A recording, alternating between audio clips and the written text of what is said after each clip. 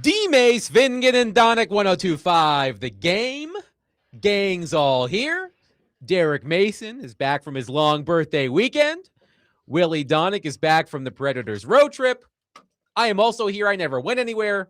Neither did David Janes. Y'all just back. But the gang is all here. And boy, oh boy, do we have much to discuss. I don't even know where to begin today. The Tennessee Titans are in the process of interviewing the finalists for the head coaching position. I saw a tweet from Albert Breer roughly 90 minutes ago. Quote, the Titans are going through their second interview with Chiefs OC Matt Nagy now and have 49ers DC Robert Saleh in later in the afternoon. Packers DC Jeff Hafley's his interview is tentatively set for tomorrow pending Miami. Owner Amy Adam Strunk is in Nashville for this round. End quote, all per Albert Breer. So there you are, the finalists, the reported finalists for the Tennessee Titans head coaching position. Matt Nagy, Jeff Hafley, and Robert Saleh. Kevin Stefanski was supposed to be a finalist, but he decided to take the Atlanta Falcons job over the weekend. So we have a lot of ground to cover regarding the Tennessee Titans coaching search. Yet another coach, by the way, was thrown into the job pool. Sean McDermott fired by the Buffalo Bills. That is 10 firings this season, tied for the most in a single season in NFL history. But let's start here, Derek Mason, as we welcome you back from your long weekend. What are your thoughts on the three reported finalists? Jeff Hafley, Matt Nagy, and Robert Saleh. This is where it started with, Nagy and Saleh. And I think that's where it's going to end. We were talking off air about, whether the Titans are really doing their due diligence, or is this just a sort of, way to appease the fan base, but knowing all the while that they are going to hire Matt Nagy. Well, if that's the case, they showed they go through a lot to already have that thought made up, or that hire made up in their mind on who they were going to hire. I think the Titans are doing, even though I thought it should have been a little bit faster. I thought, maybe they shouldn't have interviewed as many people, but they did. But I think they're trying to get, because we've talked about this, they're trying to get this one right. They're not trying to rush into anything. Just think, had they, rushed into it, and now you see Sean McDermott names come up. And what if they thought, man, we could have got. Well, no, they're doing their due diligence. They're taking their time. I'm not saying that, Sean McDermott goes number one on their list or not. But what I'm saying is this: they are taking their time because they want to make sure that whoever they choose, it's to them and hopefully to everyone else is the right person, because they don't want to have to go through this again. They go through this again in another 2 years, the fan base is gone, and you may not get them back. Do you guys think McDermott should be a guy that they dive into, change the plans, and say we need to talk to this guy? To me, he's a game changer. He's done enough. He fits the profile of what from the outset I feel like the Titans are looking for. He's built a team up. He's won a lot of games. Mm-hmm. Like, to me, he fits their profile. It's a unique situation because you're sitting there going, we got our finalists. We got a little plan. But to me, you got to change the plan. At the very least, you need to reach out to him and gauge his interest. Right. That should have already happened. We just haven't heard whether that's happened or not. Right. At the very least, you have to do that. It's remarkable the caliber of coaches who have been fired this offseason. We've, of course, talked about John Harbaugh. We've talked about Mike Tomlin. Sean McDermott, 98-50 in 9 seasons as coach of the Bills. That is a .662 winning percentage. 7 consecutive 10-win seasons, but yet another playoff heartbreak this weekend against the Denver Broncos, and the Bills decided to move on. But Derek actually did touch on something that I was going to say for later, but I do want to get it off my chest. And if you two have any disagreements with what I'm saying, I want you to rein me in here. So, Derek, as you alluded to before the show, we were talking about this theory that seems to have permeated the Titans fan base. Now, I acknowledge that social media and our phone and text lines, thank you, 615-737-1025, do not represent the Titans fan base as a whole. But I think I heard even Big Joe Dubin say something to this effect last week when he was sitting in with Joe Rexrode on Robbie and Rexrode. There is this theory that the Titans interview process has all been for show, and that the only reason they're interviewing so many people is to make fans feel better about Matt Nagy, because they can claim, hey, he stood above the rest. If that is the case, I would like to commend the Titans for going above and beyond to do a half-ass job. Well, if you're going to, this to me it's all sports talk stuff. If you really think people sit around an office and say, this is how we're going to prove to our fan base, and you would do it for that reason, that makes absolutely zero logic to I me. agree. So I don't know why we waste the time talking about All that. I'm It is saying, what it is. It changes every day. Yes. To me, the key is, are you evolving properly with how the picture changes every day? The picture was changing with Harbaugh. They tried. They thought they had an interview. Picture changed. They never got their chance. Got to move on to the next thing. That is what you focus on, not, hey, how do we have the fan base believe in us, trust us? That's not how it works. It's the job. You're in the trenches every day. all I'm saying is when I do a half-ass job, and I try not to do a half-ass job, okay? I put a lot of work into this show and everything I do in my life, but we're not immune. We all sometimes do a half-ass job. And when I do a half-ass job, I do the bare minimum. So props to the Titans for putting in maximum effort for no reason, apparently. That's all I wanted to say. No, and I agree with it. I don't think they've done all of this. Now, listen, they had to do some things because, and we all know why. I mean, the Rooney Rule. So you have to do that, even if they were not serious about hiring that individual. They had to, suffice or satisfy the Rooney Rule. Yeah. Satisfy the Rooney Rule. So, okay. But outside of that, I'm not sure if they brought anyone in here that they didn't think that had an opportunity to get this job. Now, I said earlier, listen, if you don't think he should get this job, don't bring him in. But obviously, they think otherwise because they brought in just about every coach that they possibly could that submitted their resume. They brought them in here and they did their due diligence. And why? It's because, again, they want to make sure that this hire is the right hire. They may end up hiring Matt Nagy. Who knows? But they want to make sure they go through every step so that when they do make this hire, they're not doing it again in another 2 or 3 years. Just to set the stage here for the reported finalists, Robert Saleh, 49ers defensive coordinator, really rehabbed his image this season. That 49ers defense was ravaged by injuries, and Saleh did a hell of a job getting the 49ers where they were. Of course, it wasn't all him, but he had a part in that. He went 20-36 as head coach of the New York Jets. But as we have previously discussed, there may not be a worse roster of quarterbacks than what Robert Saleh had to deal with the New York Jets. Zach Wilson, briefly Aaron Rodgers, Trevor Siemian, Mike White, Tim Boyle. Need I go on? Well, that to me, that is the thing to look at is the bulk of it. When they really had a chance to win, they had Aaron Rodgers for 4 snaps or whatever. It's one thing to say your quarterback this year is going to be Zach Wilson, or your quarterback this year is going to be pick a guy.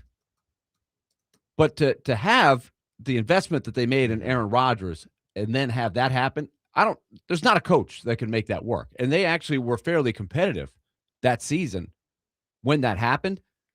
So I think Robert Saleh did a good job for the Jets, all things considered, and what that franchise usually is about. So I still think Saleh is the guy that I would really hone in on. I don't know what their pecking order is right now, once again, keep in mind, there's all these other teams that are looking for coaches and interviewing coaches. And I don't know where the Titans fall in the pecking order. I don't know what if Saleh right now is saying, okay, if I get offered X job, I'm taking it. Or the Titans is the one I really hope they offer me. We don't know. There's a lot of moving parts to this.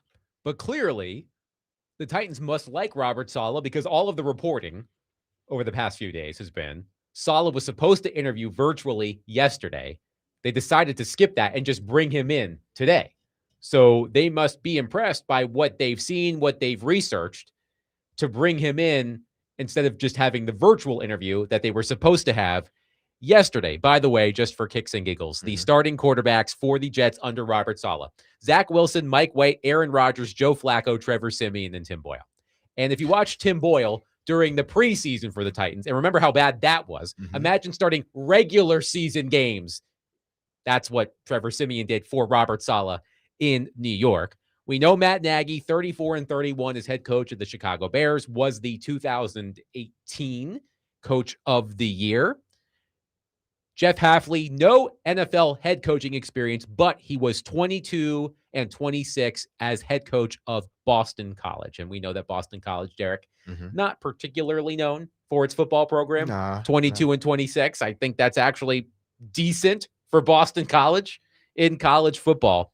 So, but how do you think now? Because listen, whether we believe it's Nagy or Saleh, that was prior to this Bills job opening now. Where do these individuals go? Because listen, the Titans could want these 2 guys or 3 guys, but what if now that Buffalo is open, these other 3 guys or 2 out of the other 3 decide to look at Buffalo? Then what is it that the Titans do from there? That's why I said it's good that they are, turning over as many rocks as possible, because had they narrowed it down and then this job opens and they lose that one guy they had narrowed in on, then you're starting back over. Along those lines, Willie, one texter on our text line driven by Wilson County, Hunted.com says, would Robert Saleh really want to risk an outing with the Titans after his time with the Jets? Seems like that would be his final chance and a lot of risk on a team as shaky as what we have here. Where is there no risk? Tell me a job where there's no risk in the NFL. I'll tell you there's none.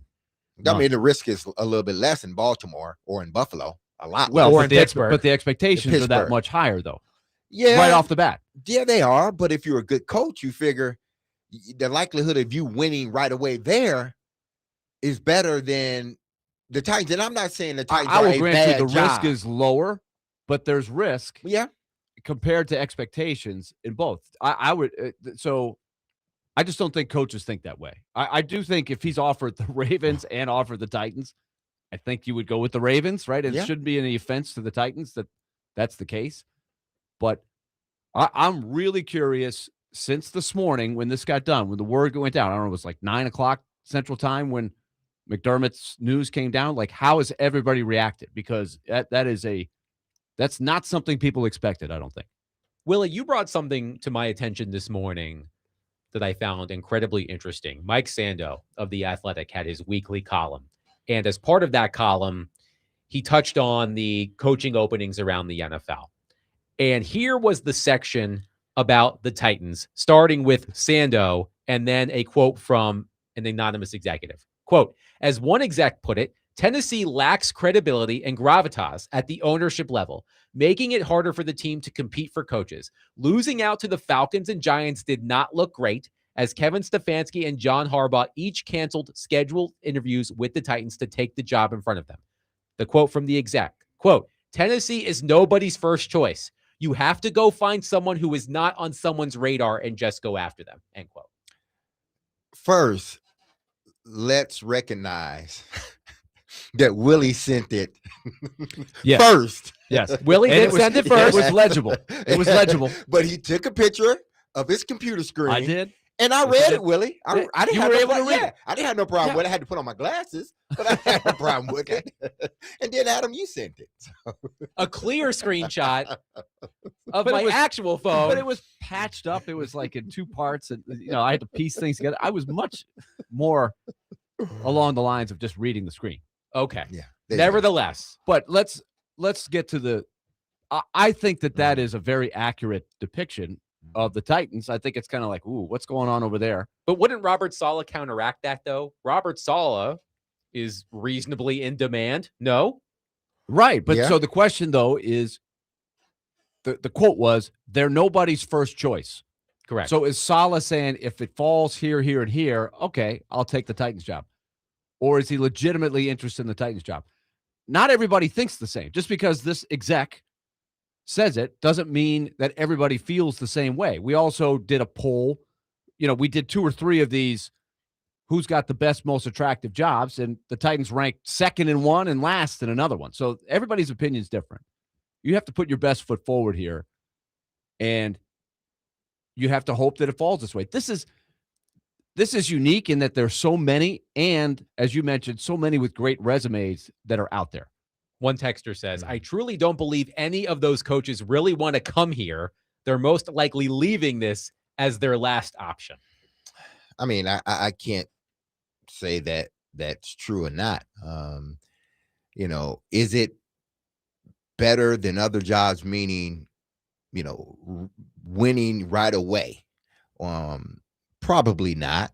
When you look at Pittsburgh, when you look at Baltimore, when you look at Buffalo, those teams seem to be, or they don't seem to be, they are ready to win. They're ready to win a Super Bowl, all 3 of those teams.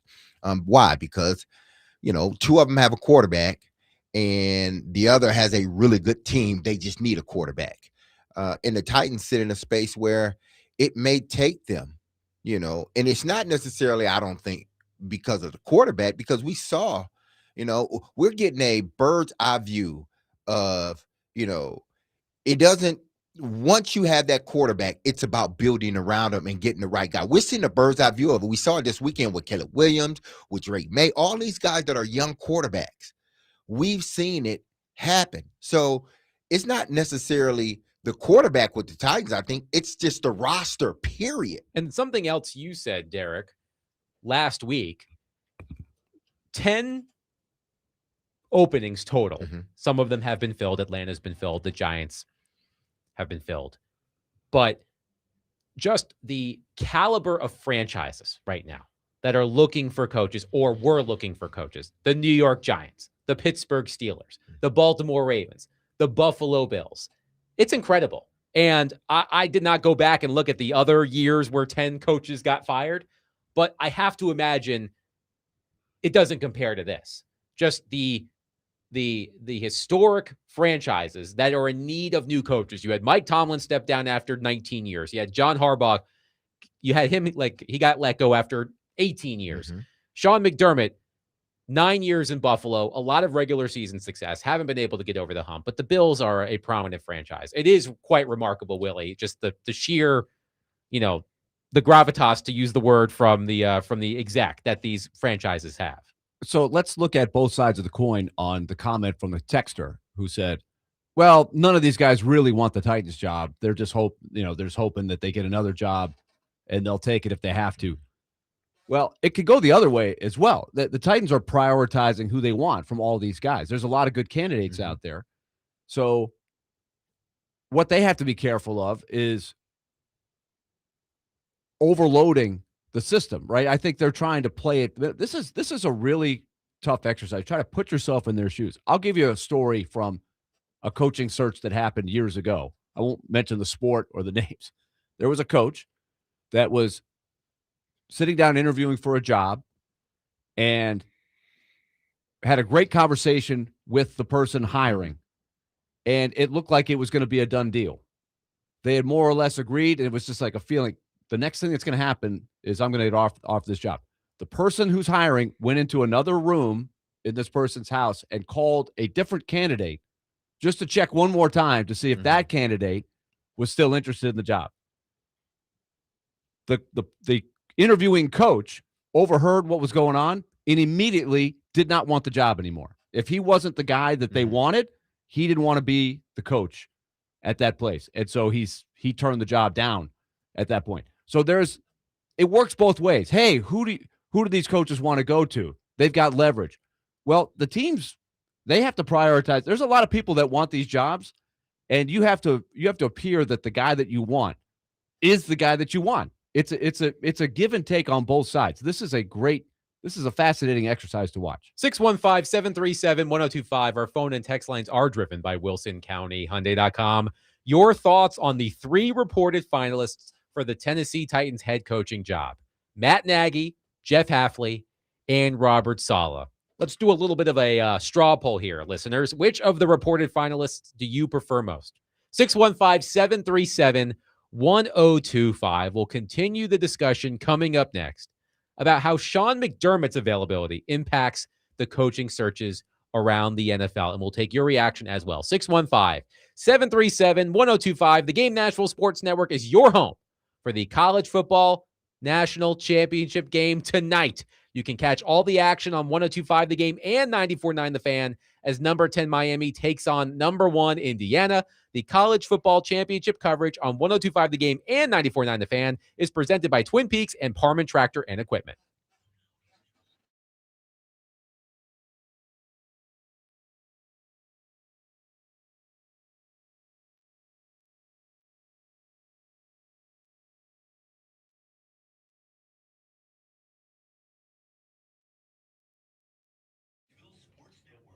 Happy Monday, everyone. If you've been injured in a motorcycle accident, go to lawtigers.com for your free case evaluation. Even if your motorcycle accident was months ago, you have nothing to lose by calling Law Tigers. Insurance companies want to pay out as little as possible, or frankly, nothing at all. But at Law Tigers, they fight to get you the compensation you deserve. They don't get paid until your case has been settled, and they understand how much your bike gear means to you and how much it's worth. And it will help you get it all repaired or better yet replaced. So call 1-800-LAW Tigers or visit lawtigers.com. Law Tigers is powered by Freeman and Fuson, and you can find them in Nashville, located at 2126 21st Ave South. That's Nashville, Tennessee. And also, don't forget to go to predatorsbike.com to enter to win a custom Nashville Predators Indian motorcycle signed by the entire team, courtesy of Law Tigers and Music City Indian. Law Tigers, Tennessee's motorcycle lawyers.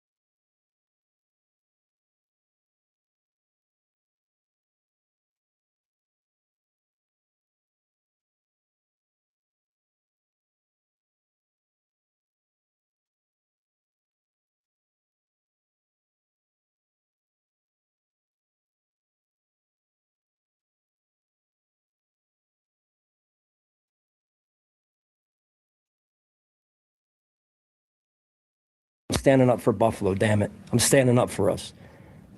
Because what went on is not how it should go down, in my estimation. That play, these guys spend 3 hours out there playing football, pouring their guts out, to not even say, hey, let's just slow this thing down. That's why I'm bothered. Your eyes were catch down by contact? In my eyes, it was. Yes, in my eyes, it was. But even if it wasn't, okay, let's just say that. And I'm being objective. Even if it wasn't, the players are owed, to me, hey, let's stop it. Let's slow it down. Let's put the head referee and give him a chance to look at the monitor just to make sure. Just to make sure. I'm standing up for Buffalo, Sean McDermott says as we listen to Dolly Parton on her 80th birthday. Happy birthday, Dolly. But Sean McDermott, I'm standing up for Buffalo. And Buffalo said, nah, we're good. And then the Bills fired him today. I think it's a mistake by the Bills, by the way. An overreaction, perhaps? I wonder, I think there's been a lot of speculation that during the season it was, if we don't get over the mountain this time, then it's just time to change for the sake of change, regardless of how it ends. If it was a true knee-jerk decision, that's even a worse decision to me. I think McDermott is a really good coach who was there at the beginning when they weren't real good, right? He had a young quarterback. He helped bring him up. There's a lot of things to like about him. And it's just so weird how you could be in a market as intense as Buffalo. The Bills are everything to those fans, right? And there's probably a big cross-section that would ride or die with McDermott. Then there's another cross-section was like, we didn't make it. We got to change. We got to change something, right? So the change won out. I mean, listen, it just like any other coach. It happened. It took a little bit longer in Baltimore, but eventually it came to a head, and I think the only reason it didn't happen sooner is because of the Super Bowl that they won with John. And John's a hell of a coach. And I think Pittsburgh, Mike Tomlin, him stepping down. I just think sometimes, you've got all that you can possibly get out of a situation. And I think Buffalo is just another example of having a really good coach paired up with a really good quarterback for whatever amount of years. And in football, that's a long time. How long Sean McDermott has been in Buffalo? 9 years. That's a long time. And when you have your opportunity, because you are the most senior quarterback in this year's playoff, with the most experience, I believe, probably other than Matthew Stafford. Other than Matthew Stafford, you are the most tenured quarterback as far as playoffs. And you couldn't get the team over the hump. You can't trade the quarterback. Well, you can, but the city would be a mutiny.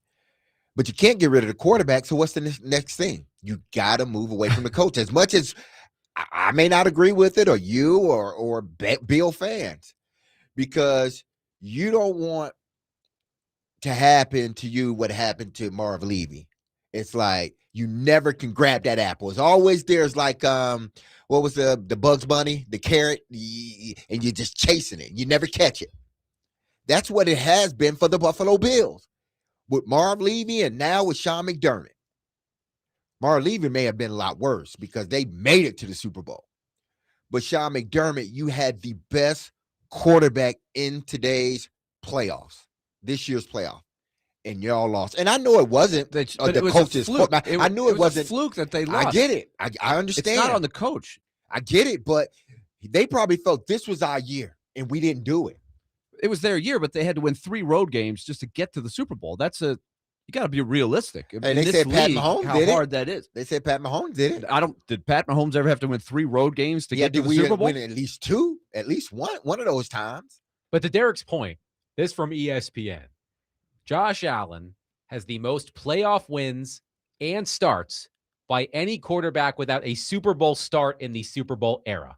And that's not all on Sean McDermott, but it's not a great. But they had to get past one of the greatest teams of all time in the Chiefs. So you have to put that in perspective. It's a high level of play in the AFC. It's not like it's just the Bills and the Chiefs. The Ravens are in there. The Bengals have been in there. There's been other teams. The Titans even had a couple good teams in there. It's been a very deep and balanced AFC with the quarterbacks. You have to put that into context. Who did Sean McDermott replace as the coach of the Bills? Not Brian Dable. Oh man. What was not the coach? It's a big name. Gosh, what was his name? I'm blanking. Yeah, Rex Ryan. Rex was he? Rex Oh wow, Ryan. you're right. Briefly. And so that ought to tell you the Bills' history between 2000 after the Music City Miracle and 2016. They did jack. Nothing. They hired McDermott. You know who the quarterback was his first year? Tyrod Taylor. Yep. Got him to the playoffs. That's Tyrod Taylor. That's actually what I was thinking. Then they drafted Josh Allen. Did Josh Allen light it up his first year? No. Nope.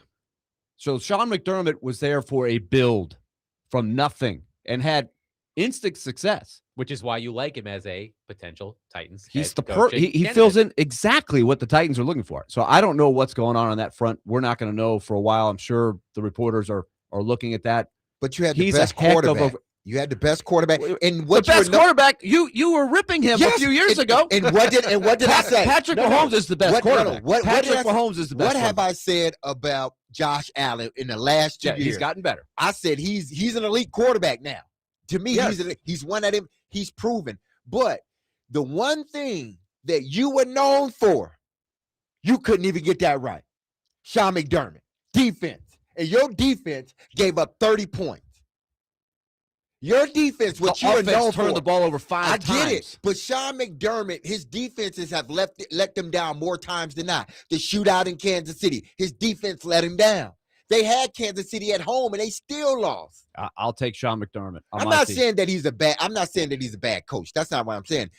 In Buffalo's situation, I think they got what they could out of Sean McDermott, and he got what he could out of them. Like, who's going to be better than I him? don't know. I don't know. Somebody. It's the roster salary cap stuff is going to make it hard.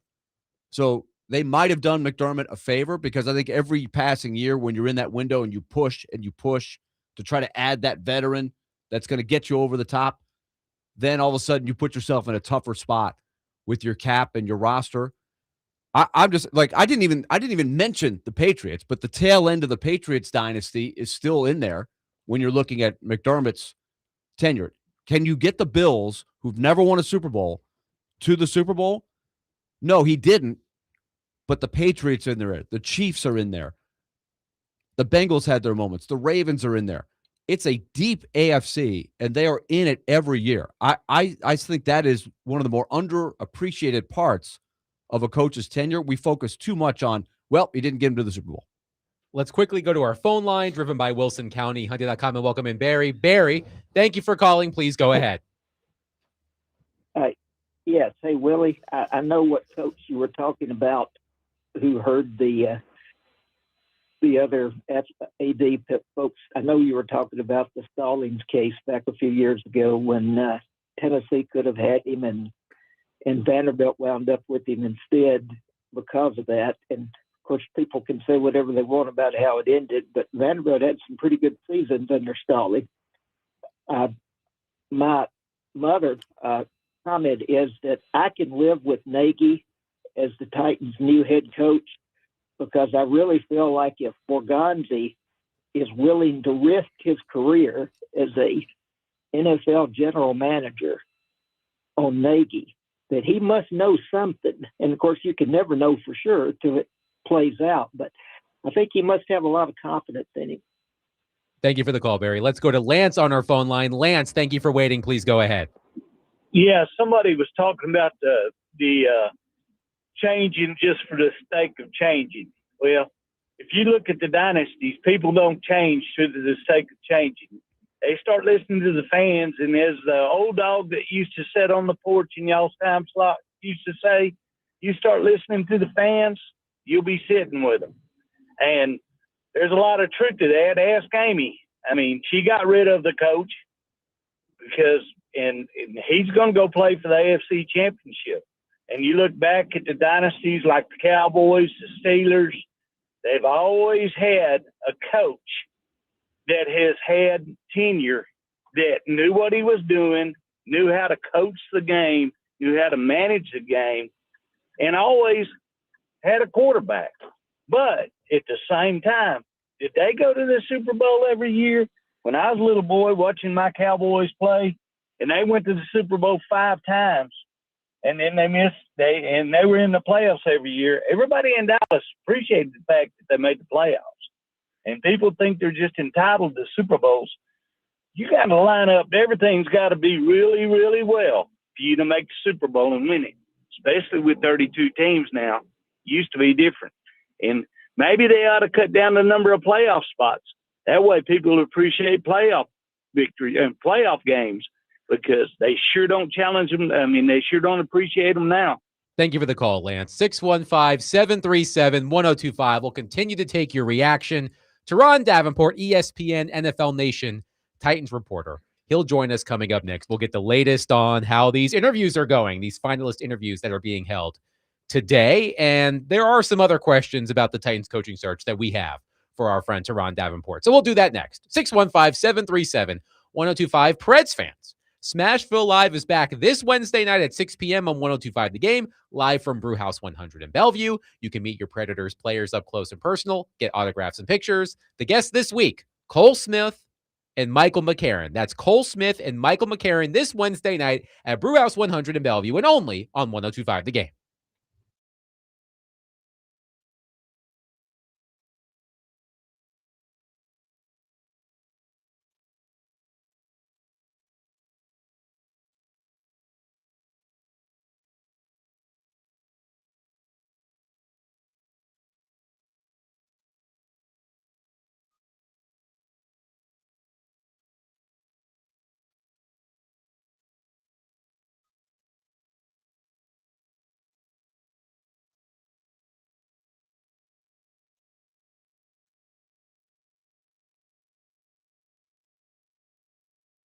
All right, let's talk Loan Pronto. Low mortgage rates are back. Even better, Loan Pronto is delivering fixed rate mortgages with APRs as low as 4.89%. That's the lowest in years. So if you're stuck in a 6% loan or something higher, pick up the phone right now and call Loan Pronto, 615-499-5780, because you can drop your payment big time with a refi. Or you can keep your first mortgage if you've got a better rate than that, and get cash out of your home's equity if that's what you need with Loan Pronto's Rapid Equity Loan. One homeowner recently pulled $250,000 out, paid off credit cards and car loans, and cut monthly expenses by $2,000. So call and see what the options are for you and see what works best for you. Don't miss this rate drop of 2026. You can close in as little as 2 weeks and skip the next 2 house payments. Call 615-499-5780 or visit loanpronto.com for a free instant home appraisal. No hard credit pull. Equal housing lender, NMLS 166-1781, APR for well-qualified buyers, NMLSconsumeraccess.org.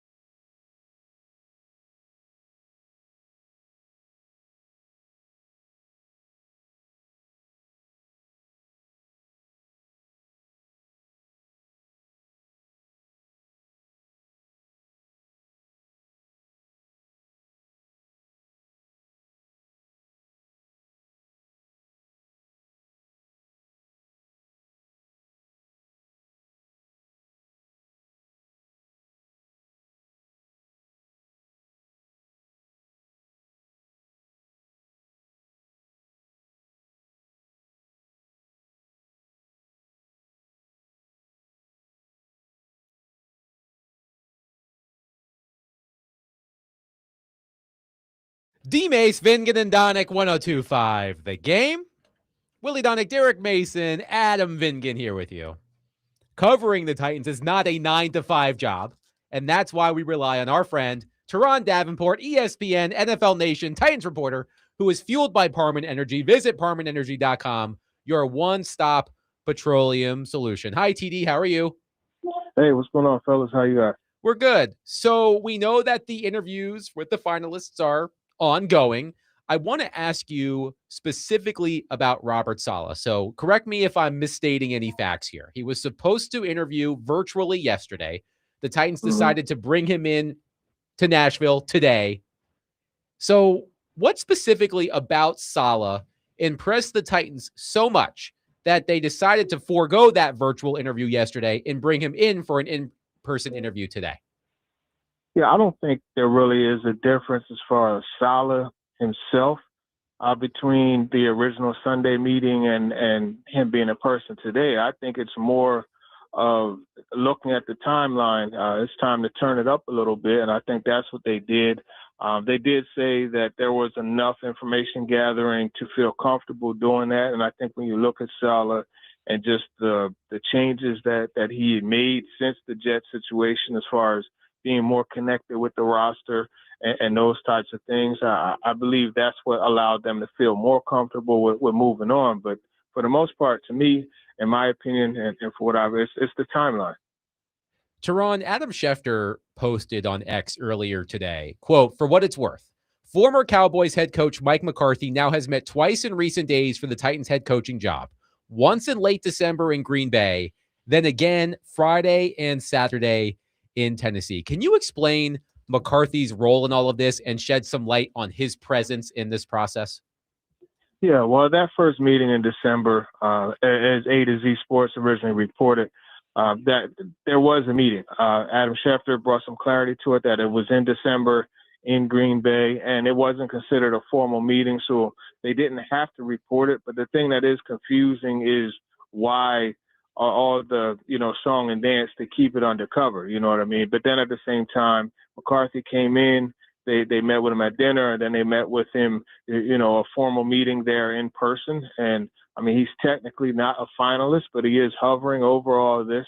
I know he's a Pittsburgh guy and would love to be in Pittsburgh, but from what I gathered, he doesn't necessarily fit the mold that the Steelers typically, want to go for. They want a coach that will be there for a long, long time, and they typically hire younger, more up-and-coming types of candidates. And I think that's where Nate Shilhace really has generated some interest.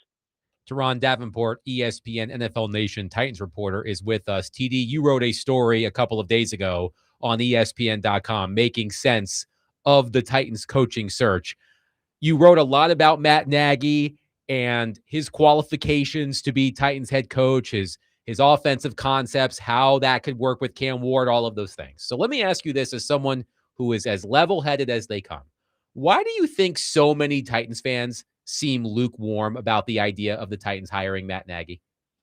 Yeah, I think this is a matter of being overly valuing other fan bases, right? You look at the Bears, and just like any other, I mean, there were Titans fans who wanted Vrabel gone, and they felt it was good that he was gone. And even after he went to the Patriots, they still felt it was good. And we know that isn't exactly the best result that the Titans could have.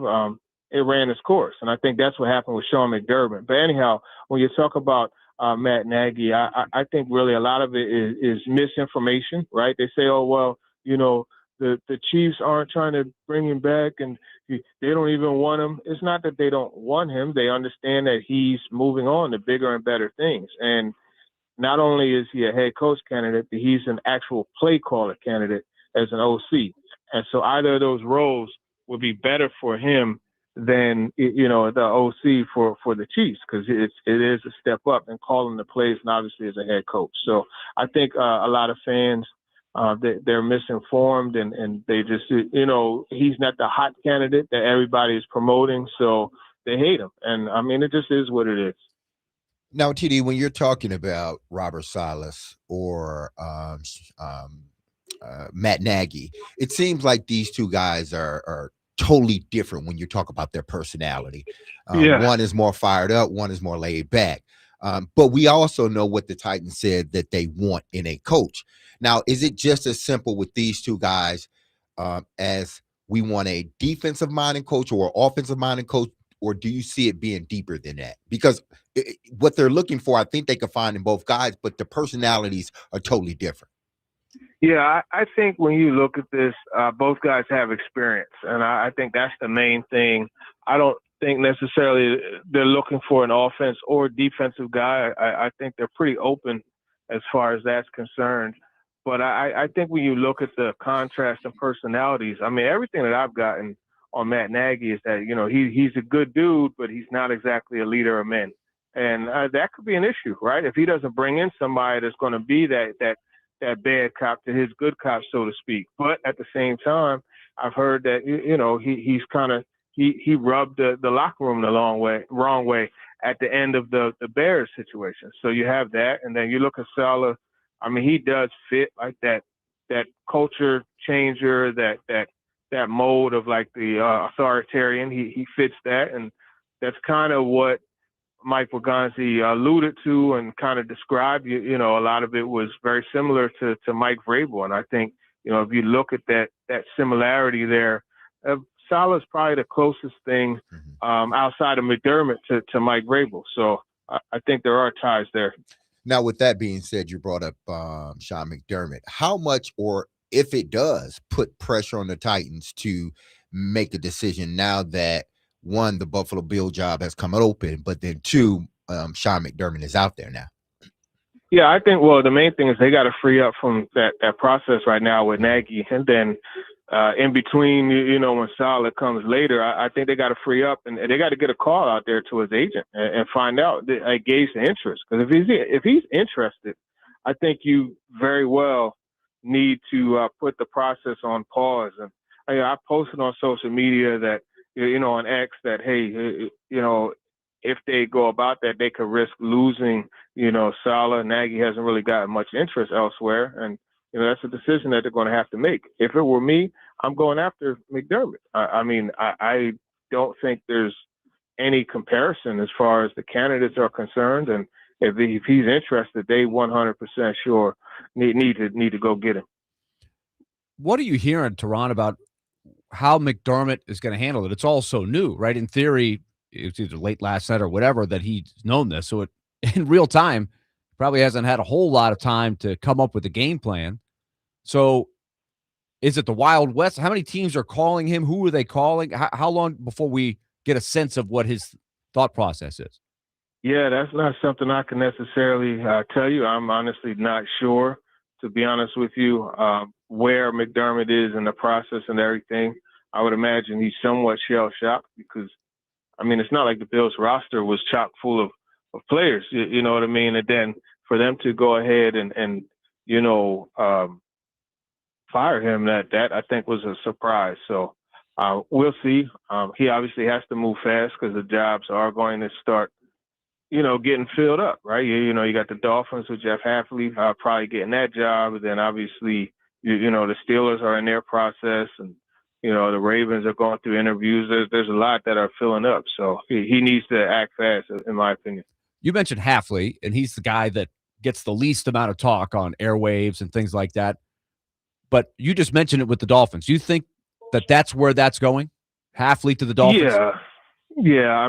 Look, they rushed to get a couple of minorities in there to interview. Patrick Graham and I think it was Anthony Weaver. I'm not sure who the other candidate was, but they got them in there today. And so once they satisfy that Rooney rule, if they want to go ahead and not let Hafley leave the building, that's going to be the case. And remember, he and John Eric Sullivan, they got ties from being in Green Bay. So there's a comfort level and a being on the same page.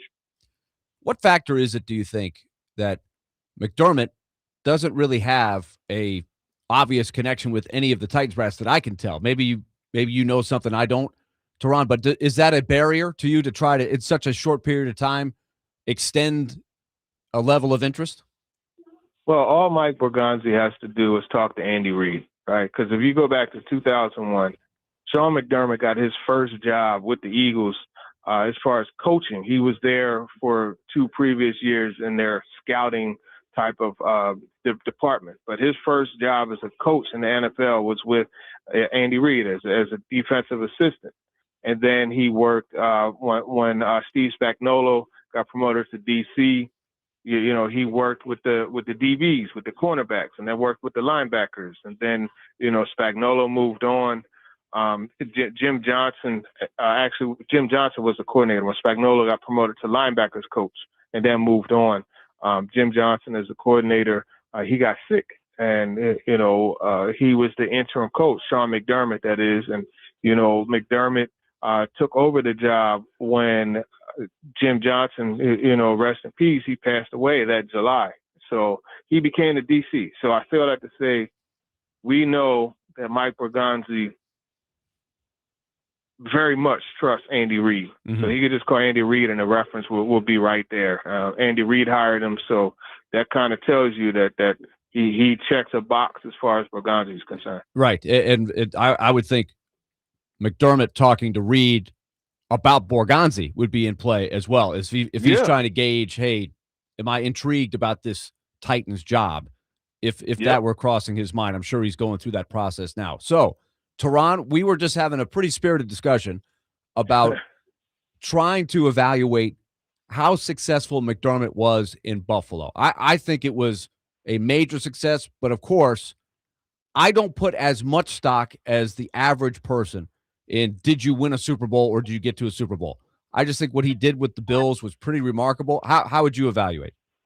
Yeah, I mean, look, you're talking 8 playoff appearances in 9 years, 7 consecutive ones. You're talking about surviving multiple OC changes. You're talking about 5 division titles, 2 AFC Championship game appearances. I would say an organization like the Titans could really, really benefit from a guy who spearheaded that. So I think the success is really, it warrants a full court press from the Titans, 100%. Tehran Davenport has been our guest on D-Mace, Ving, and the Donick. He joins us every Monday, and he is fueled by Parman Energy. Visit parmanenergy.com, your one-stop petroleum solution. Tehran, great stuff as always. We'll catch up next week. I appreciate you guys. Take it easy. 615-737-1025. We'll continue to take your reaction on the latest in the Titans coaching search. Matt Nagy, Robert Saleh, Jeff Hafley, the reported finalist for the job. We'll take your thoughts on that. We'll also take a look back at what happened this weekend in the NFL divisional round. 615-737-1025. Willie Donick, Derek Mason, Adam Ving, and we are broadcasting from the Busy Bee Plumbing, Heating, and Air Conditioning Game Nashville Studios, home of the $99 yearly Beehive membership, where the buzz is always about great service.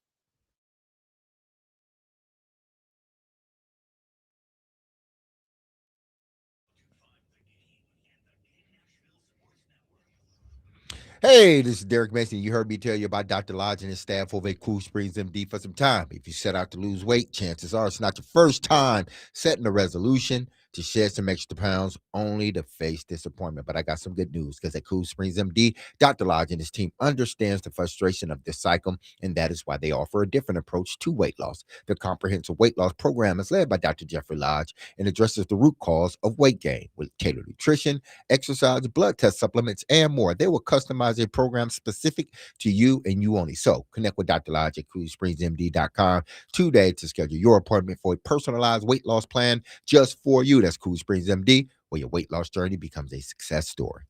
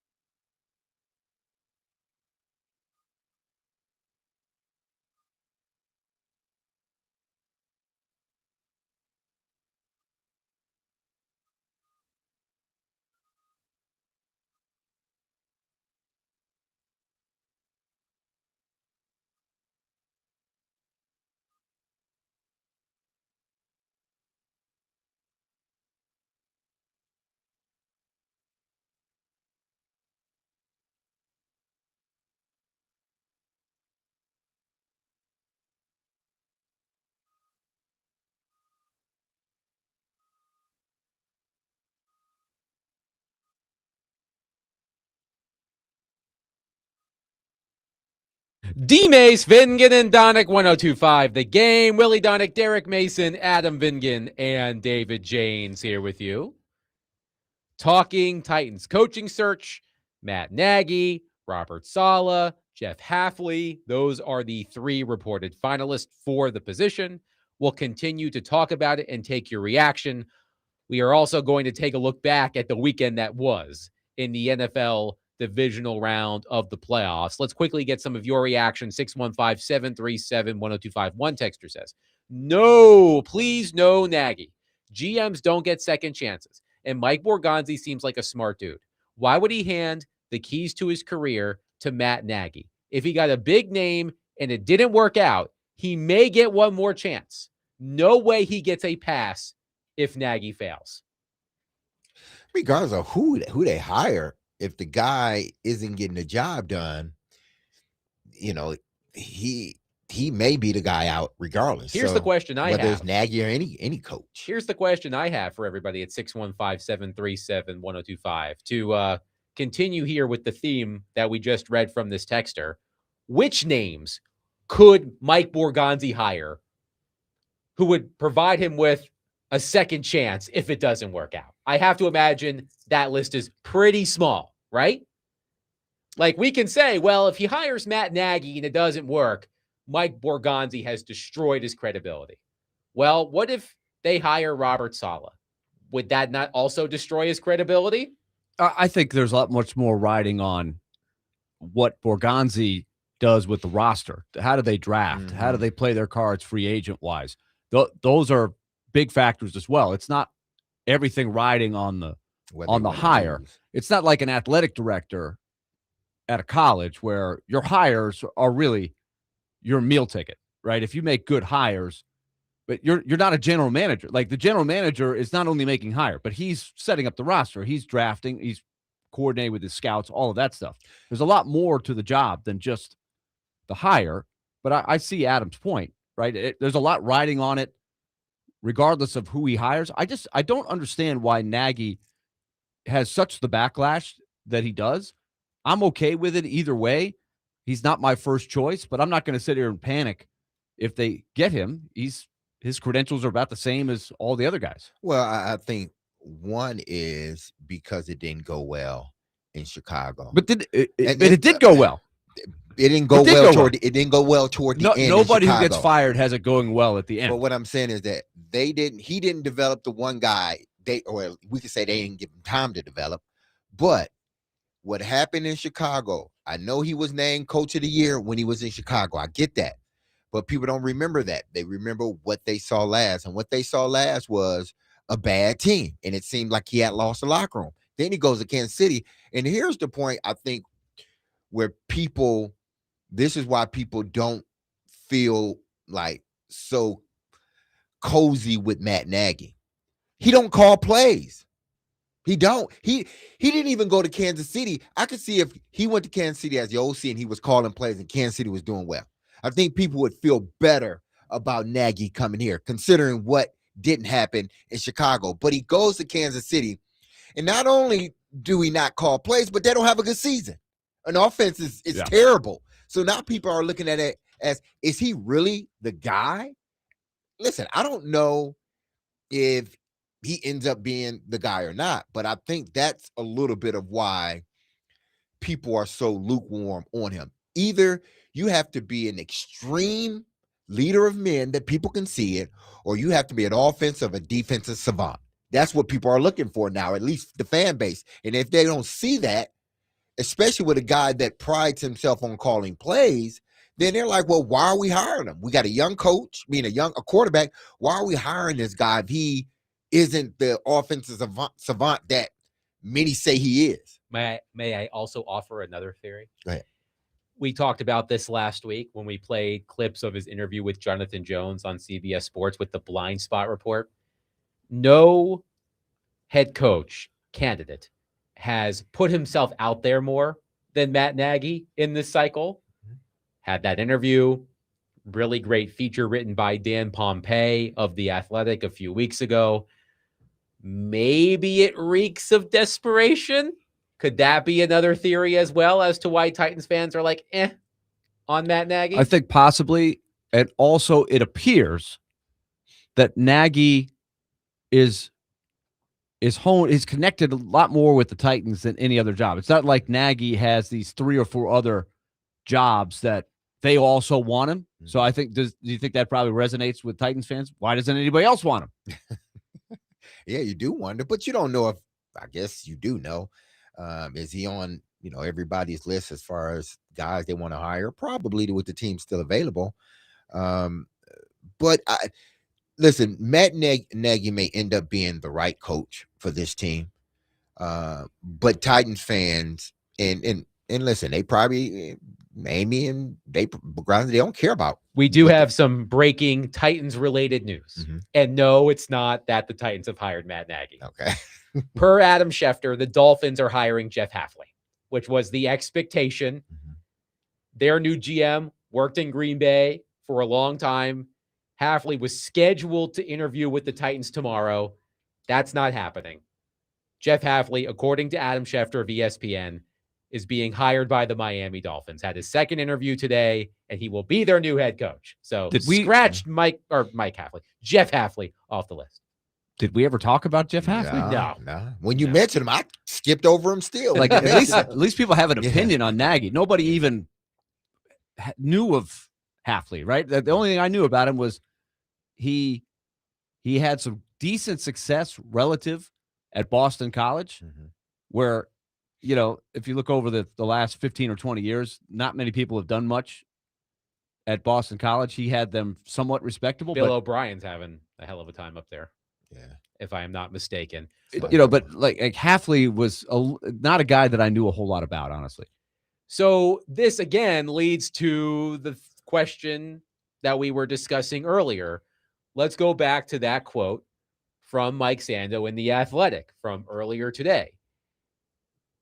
He wrote, quote, as one exec put it, Tennessee lacks credibility and gravitas at the ownership level, making it harder for the team to compete for coaches. Losing out to the Falcons and Giants did not look great, as Stefanski and Harbaugh each canceled scheduled interviews with the Titans to take the job in front of them. Now we add Jeff Hafley to this list, right? Jeff Hafley's scheduled for an interview with the Titans. He's taking the job with the Dolphins. So Stefanski was scheduled for an interview with the Titans. He took the Falcons job. We know what happened with John Harbaugh. Does this confirm this line of thinking now that another head coaching candidate has taken another job instead of picking the Titans? I think it does, but at the same time, I wouldn't take offense if I'm Mike Borgonzi. I can't do anything about all that. I can't do anything about the reputation of the franchise. I just have to do my job. Okay. Well, what does that say about it? All the other teams that still don't have coaches. See, I think what we're trying to do is make this Titan job like the worst job out there. That's what some are trying to do. Well, this coach chose to go over here. Well, he didn't choose like 3 or 4 other teams either. So does that say something about the Baltimore Ravens? Do it say something about the Buffalo Bills? Do it say something about the Pittsburgh Steelers? And other teams that are still trying to figure out who their head coach is. Just because you decided to take another job somewhere else doesn't mean that's a bad job. The job that you took, you felt was better for you. Doesn't mean that I could see if the Titans job was still out there and we are, another 2 weeks in and they're the only team without a head coach. Yeah, that'll say something to me. But no one's picked the coach yet, really, but 2 teams. The other one hasn't been has he signed a contract with Miami? It's let's just say 3 teams. 3 out of the what?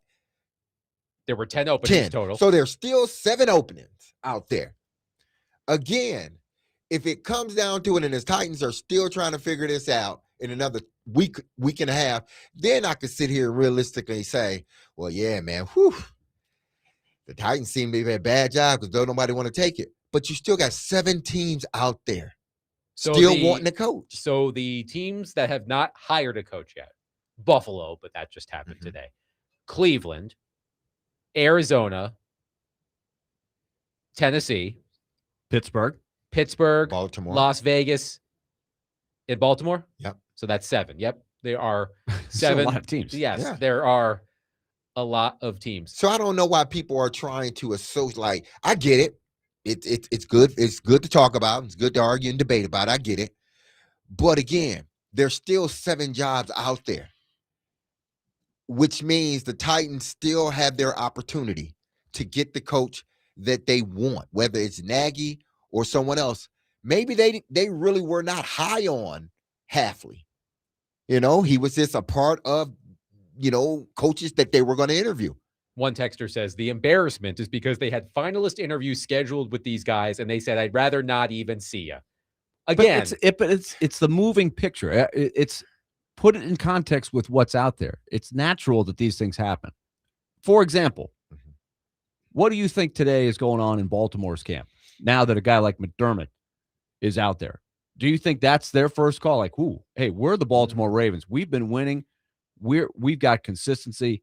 And now one of the guys that we have gone head-to-head with a bunch is open. Do you think that's a match, potentially? Because if I'm McDermott and the Ravens call me, I'd be like, Lamar Jackson? I could make that work. Yeah. You just got higher. But look, what based on what you know with the Ravens, do you think that's a possible fit? Yes, because he's a defensive guy. And that mentality. Because John, even though John wasn't a defensive guy, it's a special teams guy, which means he touched defensive players as far as coaching. I think that mentality is in Sean McDermott too. And that's more so, I think, what Baltimore, I think that's what they're going to lean toward, a guy like that. But then again, maybe they are choosing to, move and get someone with a more offensive-minded, thought process, because they do have Lamar Jackson. So Joey from Bellevue says, how many coaching jobs have been available since the Bears fired Nagy? How many interviews or second interviews has Nagy received since then? The problem is when we found out at the end of the year that Borgonzi is making the hire, Nagy was rumored to be the coach before they started to interview other coaches.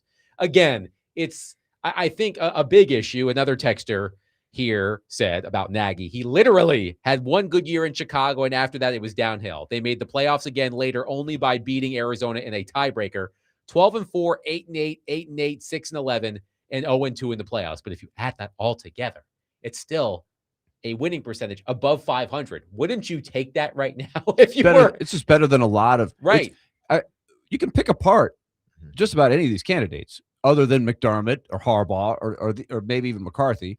They've got credentials that rise above a lot of this other pool. But when you get to the next pool, it's either guys who have never been a head coach or guys who had a chance, had a snippet of it, and had mixed results at best. Nagy's are neither better nor worse than a lot of these guys.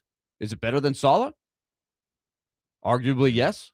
But if you're just going by playoff appearances, yeah. Saleh never made the playoffs. And his winning percentage, Nagy's winning percentage in Chicago, far better than Saleh's in New York. We detailed the reasons why. But if you're just looking at winning percentages, Nagy has a far better winning percentage than Robert Saleh. Let's go to Tim on our phone line, driven by WilsonCountyHunted.com. Tim, thank you for calling. Go ahead. Hey, guys, enjoying the show. Listen, Nagy is Callahan 2.0. He don't call plays. And this whole deal, Berganzi has interviewed all these people, and he's saying, I did my due diligence. He's going to hire Nagy. He's known he's going to hire Nagy from day one. And these other guys, when they go to these other places and they take those jobs, that just makes him get back to, well, look, this is what we have left. We have to hire him. He's comparing him with Saleh. His numbers are not as good. Well, look, I took the best we had available. It's a bunch of bull, and it's going to cost Borganzi his job. Thank you for the call, Tim. And isn't that what we were talking about earlier? Yeah. Nagy has called plays. He has. Right? Yes. In Chicago. He hasn't called plays in Kansas City. Correct. But he has in Chicago. Prior to becoming the head coach at Chicago, did he call plays?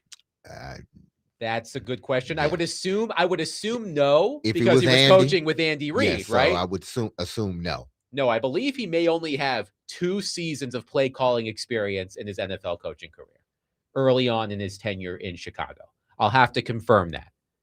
One texter says, my problem isn't going from Callahan to Nagy. It's realizing that we went from Mike Vrabel to Matt Nagy. Well, we will talk about Mike Vrabel at some point this week. Let's go to Dylan in Antioch on our phone line. Dylan, thank you for calling. Go ahead. Hey guys, I don't know if you touched on this yet today, but do you know what was happening today, 6 years ago, in Titans history? Today, 6 years ago in Titans history. So that would be Did they hire Was that the Vrabel? AFC Championship game? Yep, Willie, it was the AFC Oh. Championship game against the Chiefs, coached by Mike Vrabel. Now Mike Vrabel has the Patriots in the AFC Championship, and I just got to say, life comes at you fast, boys. So thanks for taking the call. It does, Dylan. People, I Thank would you. suggest you to do what a lot of people do when you see your ex-girlfriend. Just walk out the room. Just walk out the room. So when you see just turn the television. Just turn the television because you ain't getting it back. The girl's not. She's married now. Stop being butthurt. He's married now. He's got his new family. That Stop wasn't being on my bingo butthurt. card today. Just Hearing leave Derek so Vrabel. butthurt on the air. Don't bring it does nothing for anybody. Let me also to ask keep this. romanticizing on, and I get it, but romanticizing on Vrabel. Again, sometimes, just sometimes, and not all the time, sometimes things just don't work. After a while, it becomes oil and water. No matter how much you want it to work, no matter how much you know being together probably is the best thing. It happens in marriages all the time. Okay? So people, let's get off of the Mike Vrabel. He's in AFC Championship, and he may win a Super Bowl. Nobody's saying he's not a good coach. But for this team, the owner, it was time. Here's a story from November 13th, 2020, with the headline Chicago Bears Matt Nagy hands over play calling duties. Nagy had been the Bears' lone offensive play caller since he took over as coach in January 2018. The Bears hired Nagy partly because of the time he spent immersed in Andy Reid's offensive system as an assistant in Philadelphia and Kansas City. So his first 2 years in Chicago, if my timeline is right, he called plays, hasn't called plays other than that. And it got so bad he had to give up the play caller. And he has said in interviews that if he gets hired as a head coach, he probably will not be the play caller as the head coach. So it's like, and he comes out with this, piece to sort of, formulate this image that he want people to have of him. And then he rubbed the locker room the wrong way in Chicago. And is he a leader of men? Well, if he's not going, and this was the same thing with Brian Callahan. If you hired him to be your head coach, you hired him because of his offensive mind. When you can't do that job anymore, you're no good to us. That's why they got rid of Callahan. If you're hiring, what are you hiring Matt Nagy for? Are you hiring him to call plays, or are you hiring him to be the CEO? Because if you're hiring him to be the CEO, you may want to look very, very long and hard, because it seems like that part isn't quite really sure about. They're not sure about, or it doesn't seem like anybody's sure. Yeah, they know he can call plays or try to call plays. They know he's worked under Andy Reid for the longest. They've seen the quarterbacks that he's worked with. It sort of sounds like the same thing with Brian Callahan.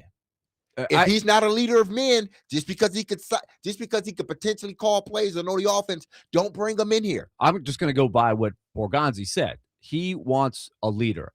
To me, if you're hiring Matt Nagy, it's because you do think he is the right leader, CEO, chief, whatever you want to say. But the guy, you're not bringing him in to call plays. I think they've been burned with that before. And I think the fact that Nagy called plays is fine, but I don't think he's coming in. He would be hired to be calling the plays on the headset. 615-737-1025 will continue to take your thoughts on the Titans coaching search. 615-737-1025. We will also look back at the NFL divisional round. A lot of questions coming out of the divisional round. One of them was answered today when the Bills fired Sean McDermott. But there are other questions, which we will get to coming up next. 615-737-1025. We are broadcasting from the Busy Bee Plumbing, Heating, and Air Conditioning Game Nashville Studios, home of the $99 yearly Beehive membership, where the buzz is always about great service.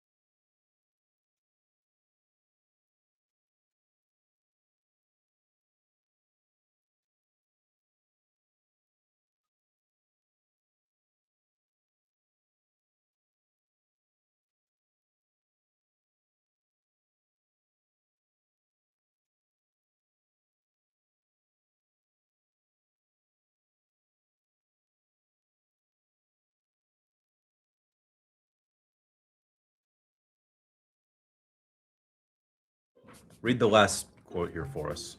Take a long, hard look at calling plays. He's great at it, but I think his leadership, vision, and the way he touches people and communicates with people will have a stronger impact because it's rare.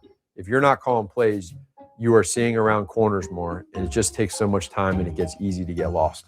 If you got that job because you are this great play caller, why don't you keep calling plays? Or in your next role, are you going to call plays?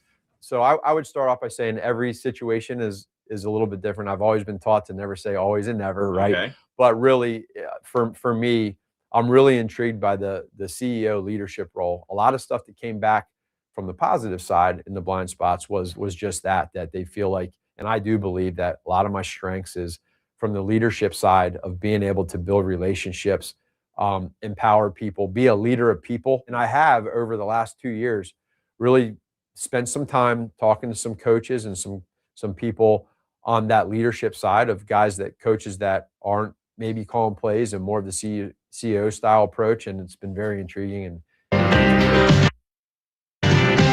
that was Matt Nagy in his interview with Jonathan Jones of CBS Sports, talking about calling plays as a head coach. As he said, I was taught never to say always and never, but it sounds like if he gets another head coaching opportunity, which could happen here, it doesn't appear that he will be calling plays as the head coach. I doubt it. And the other part that I think is worth noting on this whole thing is he looks like he's clearly put in time to try to figure out how best to be the leader, how best to be the guy that when you walk into the room, you have the attention of your whole team. That's what every coach would long for. I don't think every coach has it. Some naturally have it, but he looks like he's gone to study it. But it's also important to realize that there is a value in Mike Borgonzi knowing Matt Nagy. He's not just saying, hey, Matt Nagy used to work for the Chiefs. I used to work for the Chiefs. We have a connection. Like, I think he knows him as a person. Like, they have a shared vision. I think Mike Borgonzi has a good understanding of how Nagy views the game. Does that line up with how Mike Borgonzi views the game? So that is worth something. That is worth something.